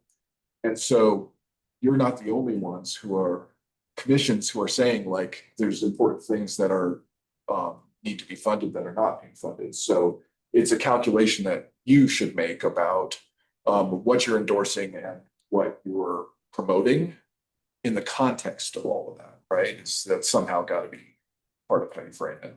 But I assume the 7.4 million shortfall hopefully isn't a long-term issue. And so us voting is setting a precedent for the future. Right? Yeah, 100%. That, you know, what you put into a motion to endorse the budget, the current council will take seriously over the next month or so in how they make their decisions, along with all the other inputs that they're getting. But it also kind of sets a tone. You know, it's a similar thing that we go through with the council letter every year, right? It's like, well, I've been saying affordability is the thing this whole time. That has built up into a trend in your, you know, from your organization. So yeah, I think it's worth thinking about how to turn the ship over a couple of budget cycles, right? Thanks. So I think one thing we could consider, if I'm projecting, if I might, but what I think I hear you saying is we could have language that says that just specifically that the recommendation of the budget is not to be interpreted as an endorsement of this year's city council policy to take our budget entirely out of the general fund. Or we could also include language that requests that that be a continuing or a revisited discussion in later years, something to that effect. Yeah, I think we can finesse it where we endorse and approve the budget that is presented to us for 2026, with the caveat that we will continue to remind council of the desire to again house some of the administrative parts of the arts and culture budget into the general fund as it was intended.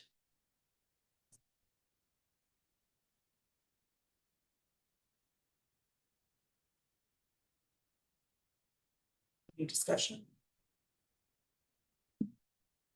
I feel like we should add the preamble that says, when I printed it out, you know, culture has brought $115 million. Is that right, Lauren? Am I reading this? Arts and venues. Yeah, arts and economics. Yeah. $115 million of economic impact to this community.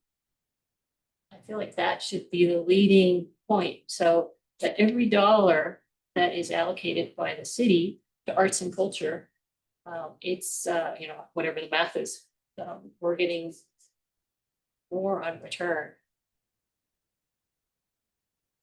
This is gonna be long, hopefully it's read to council, but I feel like we should make that statement about the economic. Good question. Do we need to have a vote on this motion at this meeting? What do you think? Oh, Ellie, Do that. where'd he go? I guess not then. I think that's just Nancy. Yes. Okay. That's what I thought. This is your last chance to have something on the record before the Okay. budget process. And just logistics question, what happens if we don't approve it? Then I mean, make no motion or a motion fails, that gets captured in the record. Is our motion read to city council? I don't believe so. I believe it's included in their materials. So my suggestion to all of you is to let's make it robust and talk about the economic impact of the arts. The number one ROI for in-government funding within the city. I don't, is that true? I don't know if that's true. Is it? I've heard this over and over again. But they don't read it, maybe they won't get up. I'm very sincere, because if we come in second, I'm still that like, hey. And Lauren said this is just the nonprofits.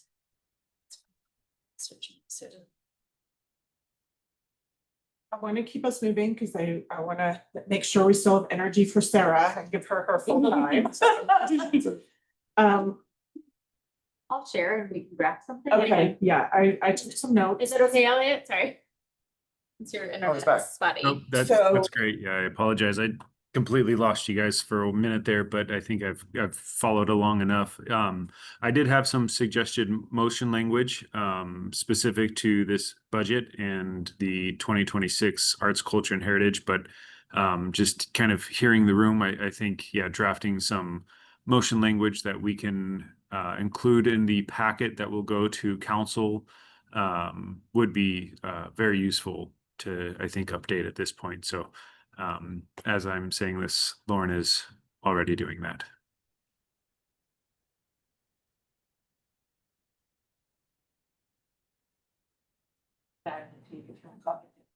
And I think a preamble to this. Right, next. yeah. Post preamble. Yeah. Have a preamble, I mean, if it's a motion, just Robert rules. Yeah. I move that and then you gotta say. Yeah, okay, It's like a yeah, creative so it'll writing be exercise. a preamble, here we go. In making this recommendation, the commission understands the current budget restrictions facing the city in 2026. B, reminds city council that arts and culture generates $115 million of, how did we place that, of economic generated Nonprofit. It's not even-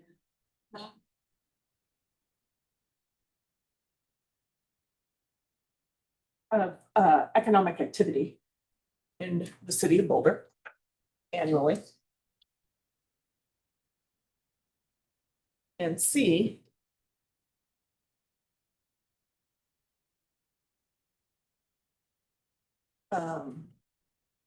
includes the caveat that we will continue to remind city council to revisit the issue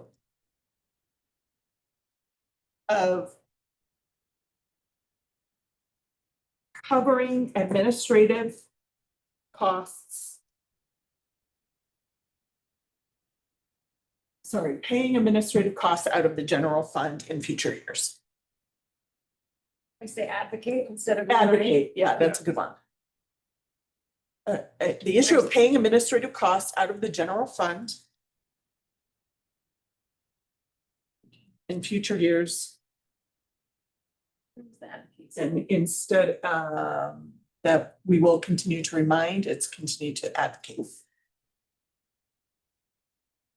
Oh, got it. That city council does it. And then get rid of two. Any changes to that language, guys? White literally could not have said it better myself. I'd say Change nonprofit to nonprofits. over 115 million, it's over 15 million. Do we want to get a little bit more specific and say salaries and benefits instead of just administrative costs? I think, does that have to live within a cost center, though? Within a fund? It is a separate thing. Elliot knows more than I do, but I don't think that matters to what you're talking about. Okay. We can make a motion just referencing the language on the screen. We don't have to read it, as Matt continually reminds me. Well, no, actually, only if it's in the published packet. We have to read You it. do have to read this. Would anybody like to make a motion? What about at the very, very end as a consideration, fund in future years to allow for greater impact to grants and other things that we don't want? Grants and projects. For greater impact to grants and organizations. You look like you're ready to say something. Just like to provide the funding towards the things that the community. We said we were gonna, the things they voted for.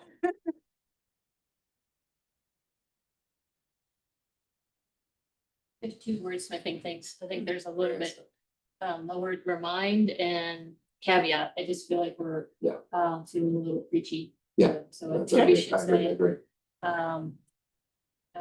I would just say. I would just start with arts and culture. I get rid of mine city council. I just say arts and culture nonprofits. Yep. Yeah.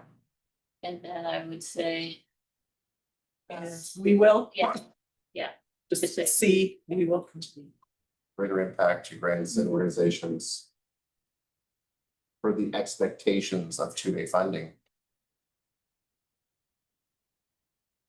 So after organization, comma. I have one question, and as we're still in discussion. Yeah. Do we all think this is the right strategy to approve this budget? Is there another strategy you have in mind? Not approve it? I don't think not approving it is going to do anything. Yeah, I don't I think agree. that's going to amplify anything going on. This at least tells them why we are approving it despite this. I will mention that it's a recommendation that city council approves it. Yeah. So there's less of the approval, but more of the whether or not you recommend that city council adopt the city manager's budget. Is there another pathway that gives us more teeth to get additional funding for the arts? I personally am not comfortable with advocating for that this year. Because there's so many other things in the budget that are taking a hit. Yeah, over $7,000 worth. I'm not comfortable either. I think it is sort of what it is. I think we are just dealing with a unique situation. You know, a lot of areas have been affected and we just don't have to take this hit this year. It's uncomfortable, but then also if you want to remind the arts organizations that there is $300,000 more in plans this year than there was last year. So they're still getting access to more funding. Is it what the expectation was? No. But are we still providing money and more opportunities? We are.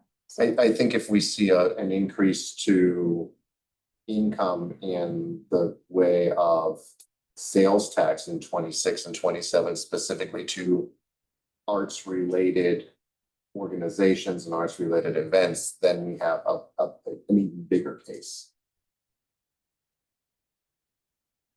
I will mention too the fund balance as it grows, regardless of, it's all things considered, the projections of revenue come in exactly like we anticipate, not lower, not higher. That ending fund balance still does allow for capacity to increase funding to programs without additional revenue. So there is still some room within the fund itself that could allow us to program additional dollars for programs as well. And Elliot, there's no way that that line item can be moved to a different budget in the city, correct? It always has to stay under the cultural heritage tax. Has to stay. Could you specify, I'm sorry, which line item? Sorry, the one you were talking about. Fund balance. Fund balance, thank you. Well, the fund balance lives, it will always stay with arts, culture, and heritage. This fund is dedicated to that. So no other city services, if you will, could be paid for out of that fund. Yeah, we actually want it within our budget, plus it's also probably gathering some interest. It will earn some interest, yep. Could be moved with the Tabor election of the entire city. Actually, I believe the ballot language I was just looking at, I believe it did remove Tabor restrictions on this. Oh, okay. So cannot. But yeah, it's gotta be dedicated to the language in the ballot. That's the word that I was looking for. Cheryl have anything? So Cheryl. She's got a thumbs up. Okay. Thank you, Cheryl. Any additional discussion on this? We did. So we But need it's important to, stuff. it is important. We just need to move forward. Would anybody like to make a motion? I can. I move that we recommend city council adopt the city manager's 2026 recommended budget, appropriating money to defray expenses and liabilities pertaining to the Arts, Culture, and Heritage Fund. In making this recommendation, the commission understands the current budget restrictions facing the city in 2026. B, arts and culture nonprofits generate over $115 million of economic activity. And C, we will continue to advocate that city council revisit the issue of paying administrative costs out of the general fund in future years to allow for greater impact to grants and organizations per the expectations of 2A funding. Second.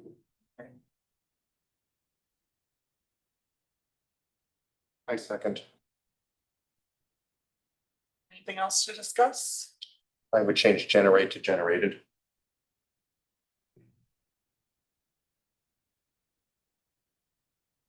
Okay, all in favor? Celia Lade and Cheryl in favor online. That's unanimous. No. Oh, no, sorry, opposed. One opposed. And the motion carries. And thank you very much, Elliot. Absolutely. Thank you guys for taking the time to thoroughly That look was into great this. discussion. Have a great year in DC. I am in DC. Yes, it is 9:45. Have a great trip. Well, it Stay feels like safe. that here. Yeah. Thank you, commissioners. Have a All right. It's now 10 minutes to 8. We promised Sarah an hour. We're going to give it to her.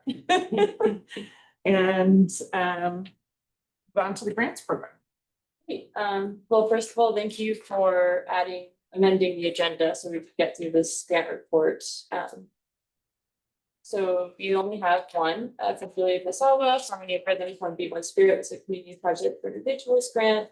You can approve the report while submitting specific questions, postpone approval of the report pending answers to specific questions, or not approve, cancel. It's like that. Okay. Oh, I have faith that someone can do it without the language. Anybody like to make a motion to approve the report? Sure. I motion that we approve the report for Julia Mishwa, Harmony of Rhythms, One Beat, One Spirit. Second. I'll second that. Discussion? All in favor?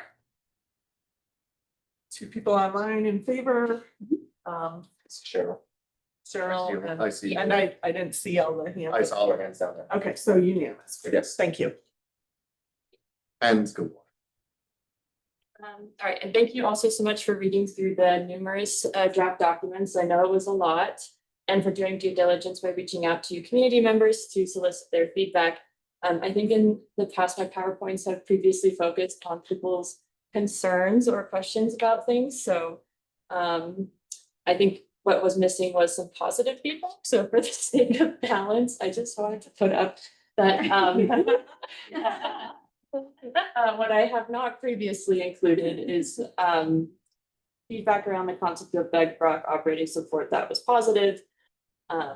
Some organizations are tiny but essential, keystone species. Someone said that they've been wanting to do this for years. So yeah, it wasn't, I'm sure that we have some things to discuss, but it wasn't all.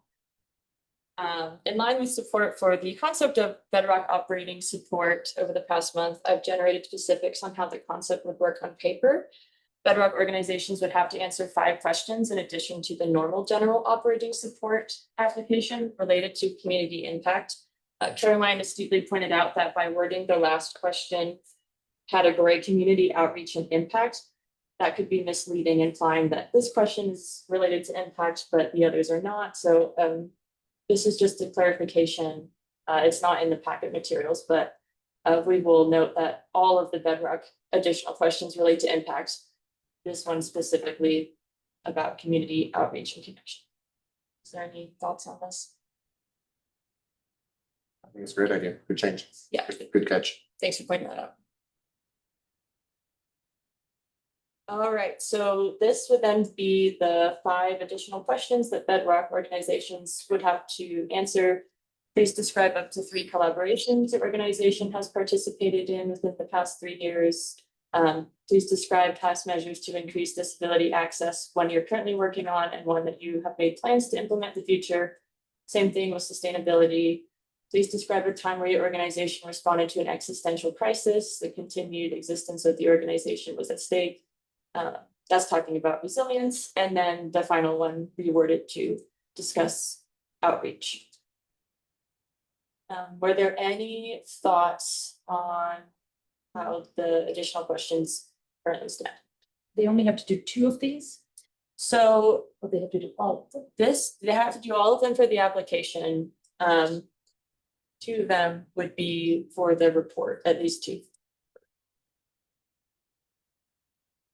It's a lot of. And it's got, well, it's transformational funding, so it should be a lot of work. And I think if this is in addition to the application they're already starting, so this is kind of like this aspirational program that not everyone's going to sign up for. So I think it's important that we get some robust responses for these. There, in education language, outreach means providing the program outside of your facility. Is that what you mean by outreach here, or do you mean going out beyond your community to connect with different demographics? Yes, that's a good question, thank you. I defined it as reaching a community or audience that you had not previously interacted with.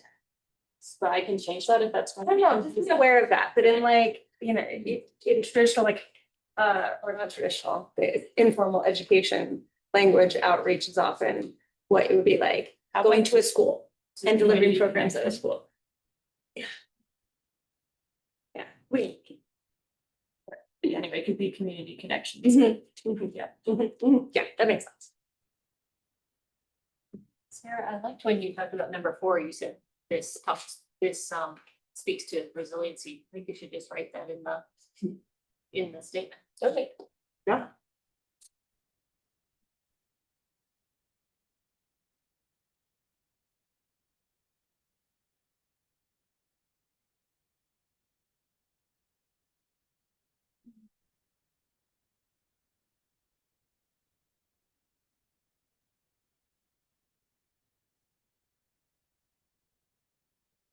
And then because it's related, the report would be asking them to speak to at least two of the topics that they talked about in their application. And this would again only be for Bedrock organizations. And I wrote all this down, but I'm forgetting. Will the answers to these questions, are they measured in the same way, that scale of 1 to 8? Yeah, for the rubric. Yes. Yes. Okay. I had, in my questions to Sarah, I had put a suggestion, like, I was trying to get my head around, well, what would these questions look like to different organizations? And do they feel like they're the right questions to get at what we're trying to accomplish? Has anybody else kind of gone through that thought experiment of like, how might the dairy answer something like this from what we know about it versus what might like Ignite Boulder? Right. Yeah, I was thinking if if I were an organization that had brick and mortar, how would I answer? Yeah. If I were an organization that didn't have brick and mortar, how would I answer? And I came up with scenarios in each one. Yeah. Where I could answer, I could Yeah. provide information or context. I think I did think about it, and I think the one question that might come up against some rub is the question around accessibility. Like, I don't know. Obviously, I don't have the same needs. Like, I've been through the training with the dairy, and I think there might be like some investments required by some brick and mortar nonprofits to meet some of the accessibility requirements. Yeah, I just think that's something we need to be mindful of, is, in a funding year, like the one that many are anticipating that they could have next year. Are we putting a little bit more of funding, undue pressure on them to meet these accessibility requirements with some programming and things like that? How we have changes. It's just something for us to be mindful Can I respond to that? Okay. I do think that that's an important consideration. I think given the self-assessment checklist, not everything is going to be like the level of ADA improvements. However, I did change the language around eligibility for uses of general operating support funds. It previously didn't necessarily allow for capital improvements, but this would allow them to then use this funding which is why I asked about a future thing that they want to do. Okay, thank you. Yeah. And this also kind of makes it an aspirational thing where they can use, 1 years of general operating support. If they see themselves being, potentially eligible for this, they could make the investment 1 year. This isn't taking away from general operating support. This isn't taking away from the other grants program. This is something that's in addition to. And so if they've made improvements previously, or they decide to make improvements, then this is something they can see themselves as potentially qualifying for the following year. Sarah and I talked about this, and I like that accessibility can also be seen in web font sizes and graphics. Whether or not people have access to microphones when they need them and things like that. Got it. Thank you.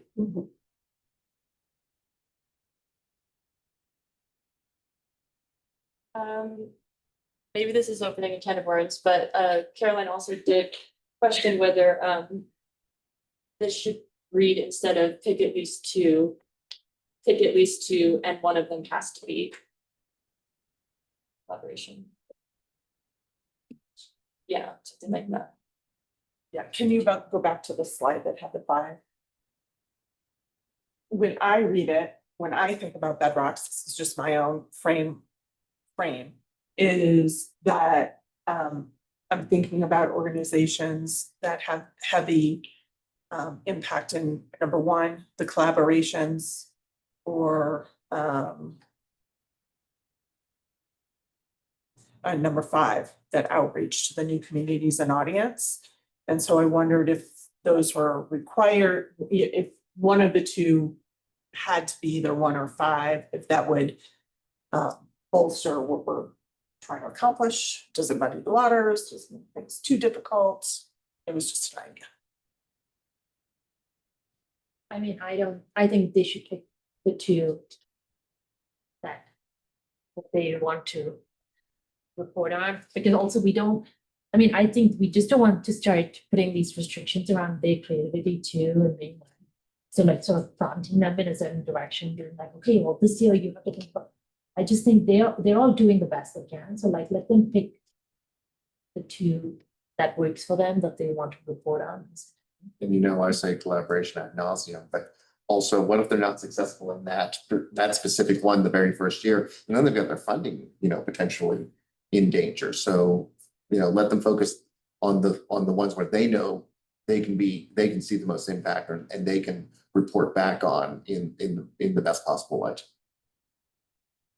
And there wasn't a budget requirement, like a max revenue in order to apply. Or a minimum. 50% of the operating budget up to $80,000. Yes.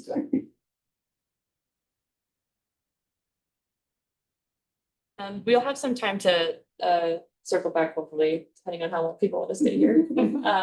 So one thing that we would implement this year is awarding the number of years you receive funding based off of score.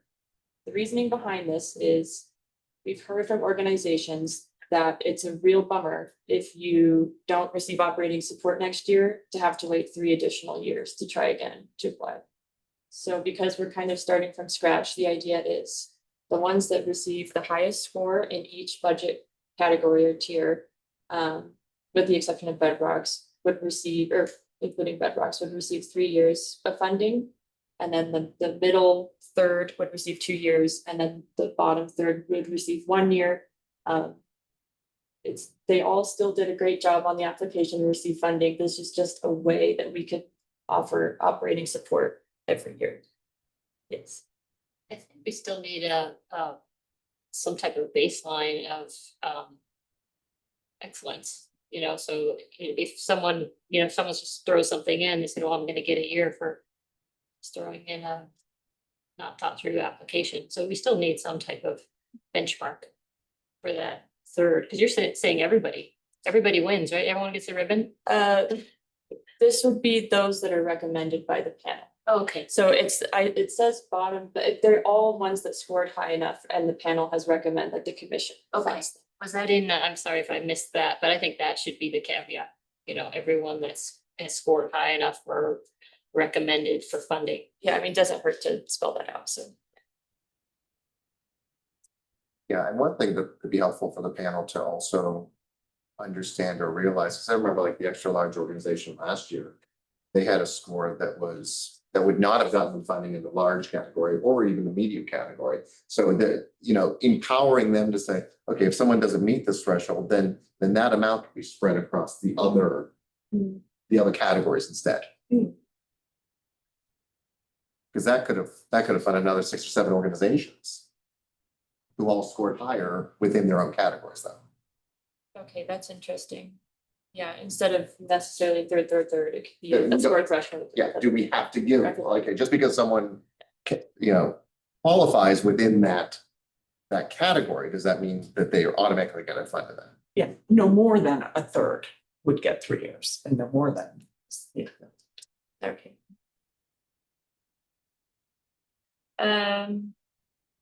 Sorry.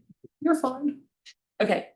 I also think this is a good opportunity to bring up the questions that Notice answered. Maria alluded to this. So they asked why in the budget there is a range, like it says for general operating support, large organizations get between 22,000 and 40,000. That's just because it's 4% of their budget. So because there'd be a range of budgets, just want to clarify that's why there's a range of awards. They also asked if if an organization applies for Bedrock operating support, but let's say they score the 6th highest, so they are able to be awarded it, even though they ostensibly deserve it. Rita asked if they would not get funding, and they would just get the general operating support. They get moved into that category. And then she asked about to your budget bracket, just what the budget sizes are that correspond to each bracket. So I can circle back around to this, but I just added those this time so that people online can see what the budget brackets actually work out to. It's a wildly helpful slide, and the fact that at the bottom, you'll notice there are a number of awards in 25 cumulatively, as well as the proposed ones for 26. And then the category budget, but also the total budget underneath there, 1.6 million that was awarded in 25, showing that, you know, there's a percentage increase up to the even 2 million proposed in 26. Yes, so Jeffrey helped with that. Just a way to kind of show. There's a potential that there would be less grants given in 26. The reason that there's that range there is most of it depends on the professional development grants, whether people are mostly applying for in-state funding or out-of-state funding.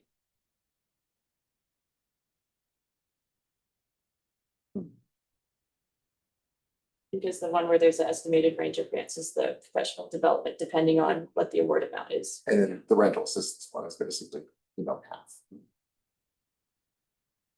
That was kind of a 1 year thing that's kind of a programmatic thing that was offered through a specific venue. And we decreased the cultural field trip fund because there's not as much demand for it.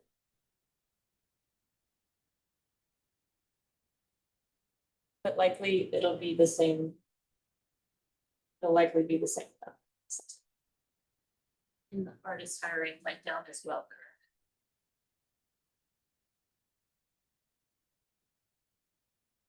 Yes. Yeah. Is there thinking behind that because that was partially due to COVID, or what's your thinking? Yes, because I mean, it's still valuable, but the reason that it was instituted was because of COVID, as you say.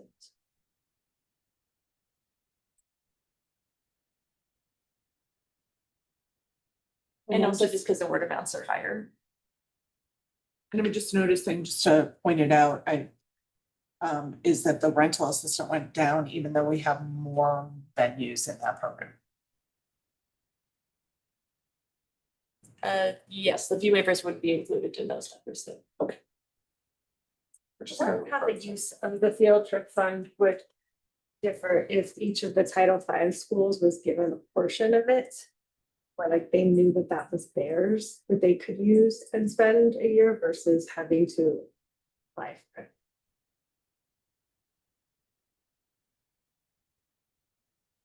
I don't have the answer to that. Title I, this is how my title, yeah, Title V sports. Yeah. Hi, do you mind if I? jump in? Yeah. Okay. I don't have an answer to that. One of the considerations when we first structured that grant is we were trying to be very careful to not do a subsidy for BBSD to provide less funding for the arts in schools. And so that's why we were trying to tie it to the teacher and, you know, making a request and that it flowed that way so that there wasn't an argument, well, we're getting this funding so we can reduce your budget. That no one ever said that was a thing. We don't have any indication that it might happen, but we don't want to create that temptation. So that was. I will come. Okay. Also need to say we don't want one tax revenue generated fund then supporting another tax revenue supported fund.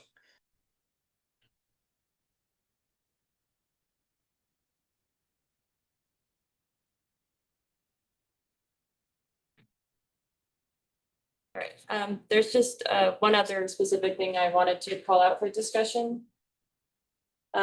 Okay, so as a reminder, the intent for encouragement points in the rubric is to provide equity for those traditionally unfairly disadvantaged by grant processes. Examples of this include those for whom English is not their first language, youth applicants, non-Western art forms. That's what it was last year. The concept of encouragement points is not in question. They will be retained, but the public in the panel has just requested clear scoring directives for encouragement points for the sake of clarity and fairness. I did receive a question from Caroline about encouragement points, that I think is worth putting to you all as a commission. And that is, this is the current proposal. Are you a first time applicant? Is your primary language or the one you feel most comfortable writing in something other than English?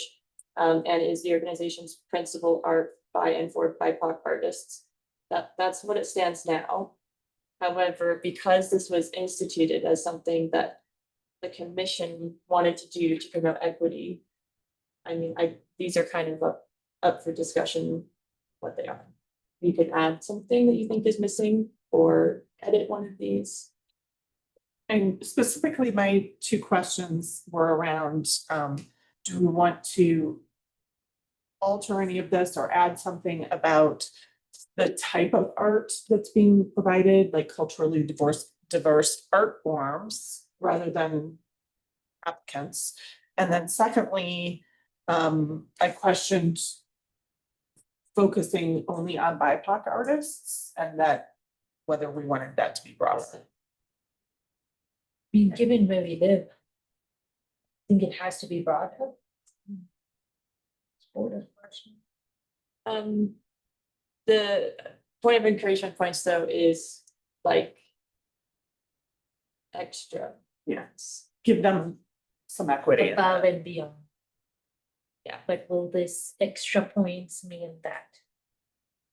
Will the extra points is the difference between scoring 3 and 6 and 8, like, or I'm just trying not, I've not been through this yet, so. I'm not sat on a panel that's done this, so I'm just wondering, like, what is the extra points figure? Where does it figure in the scoring system? Depending on the grant, it's a total of between like 25 and 40 points. So it's a 1 point out of that. It's basically, it's the last question within the rubric and the questions within the grant. So it's the least amount of points of any of the other categories. Potentially.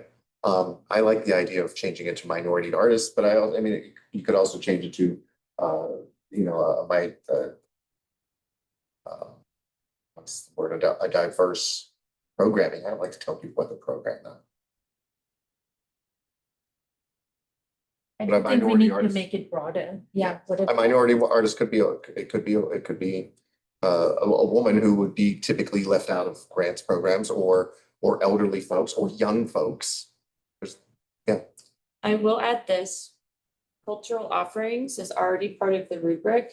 And having been through the panel process, I can Yeah. say for sure that panelists gave higher points to those that were doing something that they didn't see a lot of. So like a art form. Beautiful. Thank you for reminding of that. Yeah, great. Thank you for the reminder.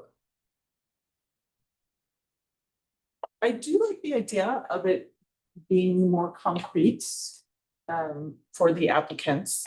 I know that the original idea was that it was just very subjective, ethereal approach to just, who did you want to help a little bit more? And I could see that that's not always helpful for the applicants to understand. Or the what we're doing. panelists. Yeah. I think this first time applicant question is interesting, but with the outreach that you all do you get a lot of first time We do. applicants? Yeah, we Okay. did. Or a lot of folks that have just never been awarded one. Okay. So yeah, there was a combination for both. Also, it's competitive grants, so what I commonly see is those that get the first come, first served grants, but they have not been, like, their grant writing was maybe not sophisticated enough at that point to receive a competitive grant, but then this would be their first competitive grant. That's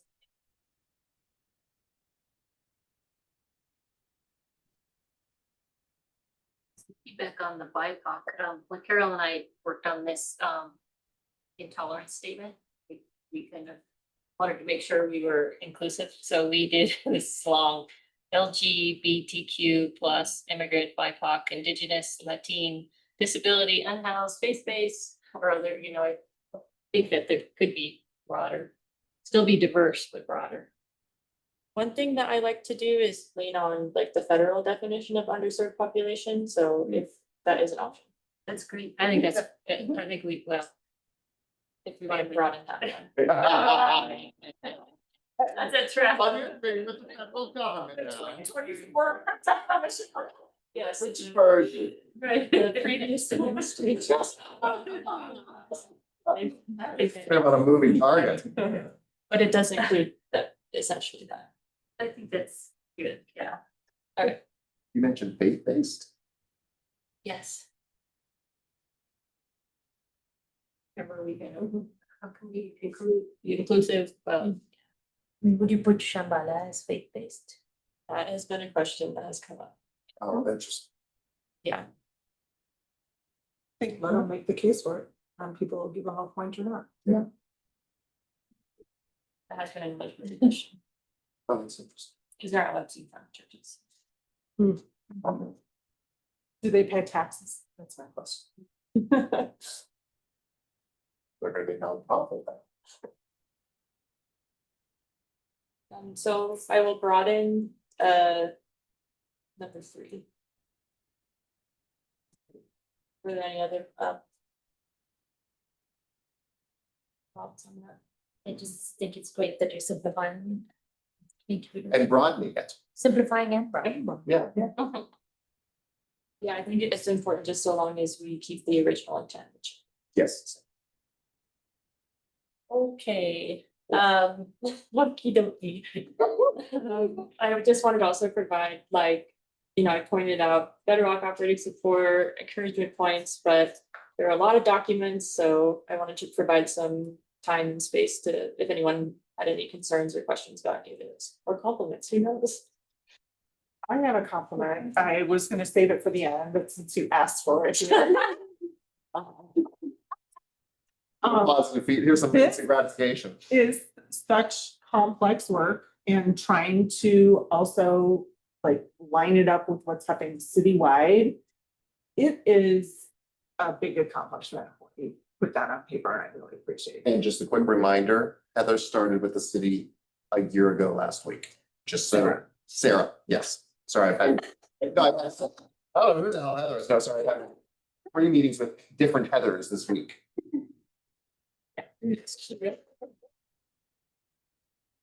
It was based on a lot of really amazing community impact and impact from the commission, yada, yada, yada, but it was a lot of work. So But to like synthesize and collate that all is really a lot. Yeah. Yeah, I sent this to you. It said that I like that there's more of a balance of quantitative measures and qualitative measures, including being able to tell stories about partnerships. And I would just say we need to make sure that there's a good character count to be able to articulate the qualitative stuff. You have the vision plan something? I don't have a specific slide, but there's, Is it in, I can't read that. that's one of them. That's Yes, Boulder Fishing Grants, yeah. So I had, I guess about vision grants, do I understand that particular grant, like for profits can apply? Am I making this up? not as it currently stands. It's essentially the community project grants. I thought that. However, the eligibility for the lifelong learning grant would include. For profits.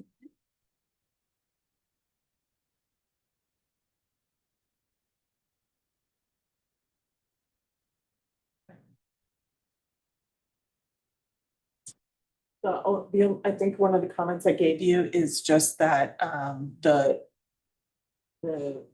changes that are made in one area, either the application versus the guidelines. They reflect each other. So I think there were some times that we'd make a change in one and miss it in the second. This streamlines things greatly. And again, kind of going back to earlier conversations, and I think there are aspects through a lot of these that qualify folks early to whether or not they should continue to move on with an application.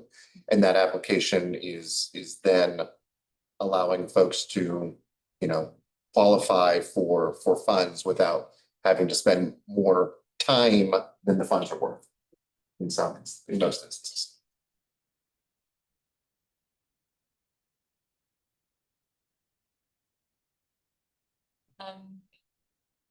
these are all still up for grabs in terms of conversation, but I can put it back to the budget slide in case anyone had any questions. I was requested to put a lot of information. Yeah. I had to be really small. This is like a magnifying glass app on the computer, so you could hover over it. You should create. Give me an example of what a vision organization is. For the Boulder Vision grants. Yeah. Any nonprofit that's doing any kind of community focused projects. And then, yeah, I'm remembering that bedrock organizations would not be able to apply for the vision grant, so essentially. Like, not only has the amount increased and the number of awards, but potentially less competitive. Yes. Yeah, exactly.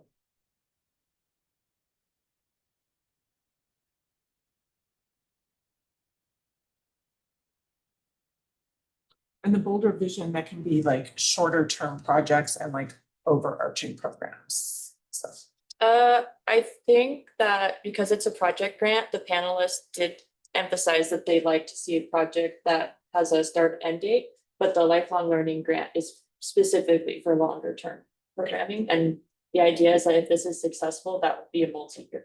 I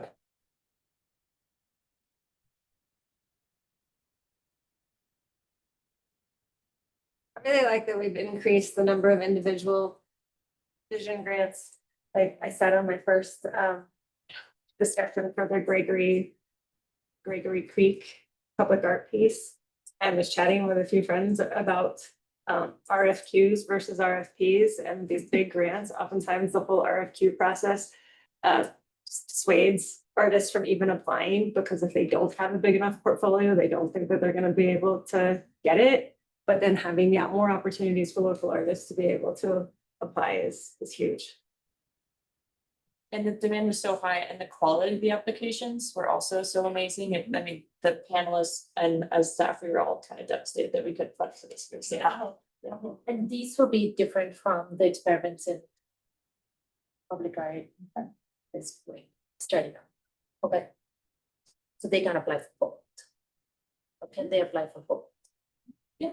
They can apply for both. Yeah. Oh, good, it's great. Anyone notice the increase to the grant writing fund, which is next to last? Yeah. It's only a good. What is it? 12,000 versus 4,000. It's Sarah, can I ask a question on your glossary? Yes. And over, over the past few years on grants, there's always a discussion about Boulder based, and I know you've defined it here, but then sometimes they have the program outside of Boulder, and I just wonder if just on this Boulder based in your glossary, if you can further do a dive into what's acceptable, because that seems like where we always got twisted up as a commission when we were reading the grants, at least. true. What if they move to Lafayette Well, yeah, or the Peewee? But they Yeah. operate a lot out of Boulder, like the audience of Boulder. they have, you have to be a Boulder based organization, but I think there was one where they went on a field trip to a farm outside of Boulder, and I think, do you remember that? yeah, and so we changed it a couple of years in a row. And where we are now is Boulder based, being you're located within the area code or you have program that's available to Boulder city residents. Yeah, you're benefit, yeah, and with the You're field trip, benefiting. and for the field trip specifically, is benefiting Boulder City residents. Okay, do you all feel like that's clear now? Do you feel like, did you have questions on that on the last grants? You didn't read them in the weeds this last year. Yeah, I mean, this one is difficult because like definitely the address needs to be a Boulder area code for general operating support. But the focus in the past for project grants has been that the program is in Boulder. So, yeah, you could say we could define Boulder based organization in terms of the different grants, but Sorry, yeah, too, this is still, we still have the Boulder focus question like point score too. So the amount of your project or program that's happening, or the amount of work that you're doing in the city of Boulder is still being. Like you're still getting points for the amount of work that you're doing in the city of Boulder within the different grant categories.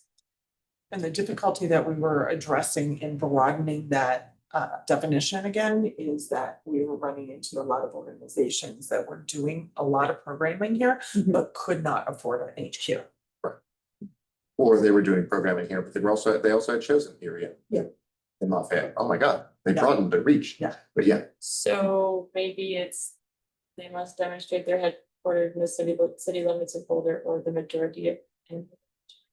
I don't even know which, I'm okay with how it is, of course, I'm not. because there's so many, there's three questions that are down there that kind of talk about the impact specifically for Boulder. So still a 0 through 5 score. 6, but yeah. Yeah. So. Okay, if you feel like you were more in the weeds on the grants this year, so if you feel like that came up, seemed like it came up every time in the past, so. It definitely did for general operating support. Where those that were not, like their address was not in Boulder, but they did. What they felt was a significant amount of programming, but we did maintain that the address had to be native to the area code. So.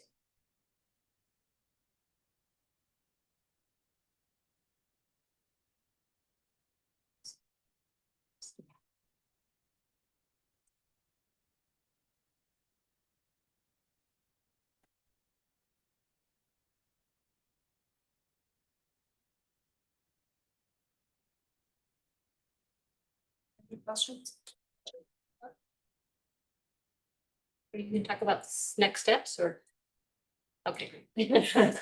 So for next steps, the commission would vote on approving these documents at the October retreat. Then I'll hire a copy editor to fix all of my typos. Especially since there's a lot of new material this year. And then hire a translator to create the Spanish versions of all these documents, and then info sessions. And the community can still reach out to you with more feedback, right? Or any one of us. Before October. Before October, right? Yes. Yeah. Yeah, we're getting narrower and narrower, hopefully. Right, yeah. Yeah, it's at the retreat.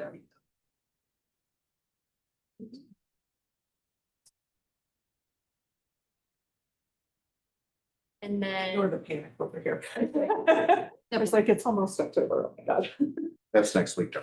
Yeah. The next two summits, we have expanding your reach about how organizations can adapt to trends in audiences, and also reach out to new audiences. And we're doing that with Visit Boulder, who's going to provide some tourism information. And then we also have someone from Novo, the dairy, and Roots Music Project are going to talk about what they're doing right. And then we have our big 2026 funding opportunities cultural summit. That will be at East Town Hall on December 5th. So hope to see you guys at either of those. The commission, sorry, that was too casual. And that's it. Thank you. Right? Thank you. You bought us a bunch of extra time. That's interesting. Thank you. Thank you. All right. That leaves us with matters from staff and questions about the manager's menu. Menu. No. Any questions? Yes. Oh, the French. Sure, our meeting a half an hour more time than expected. So, yeah. but we can defer until next time. I'd like to know more about you wrote about the CU city collaboration. Maybe we can talk about, or we can do that. We can talk about next time. I'll have Then more info can too. we put it on there? Yes. Okay. So. Sure, I don't. Bye, thank you. Is everyone aware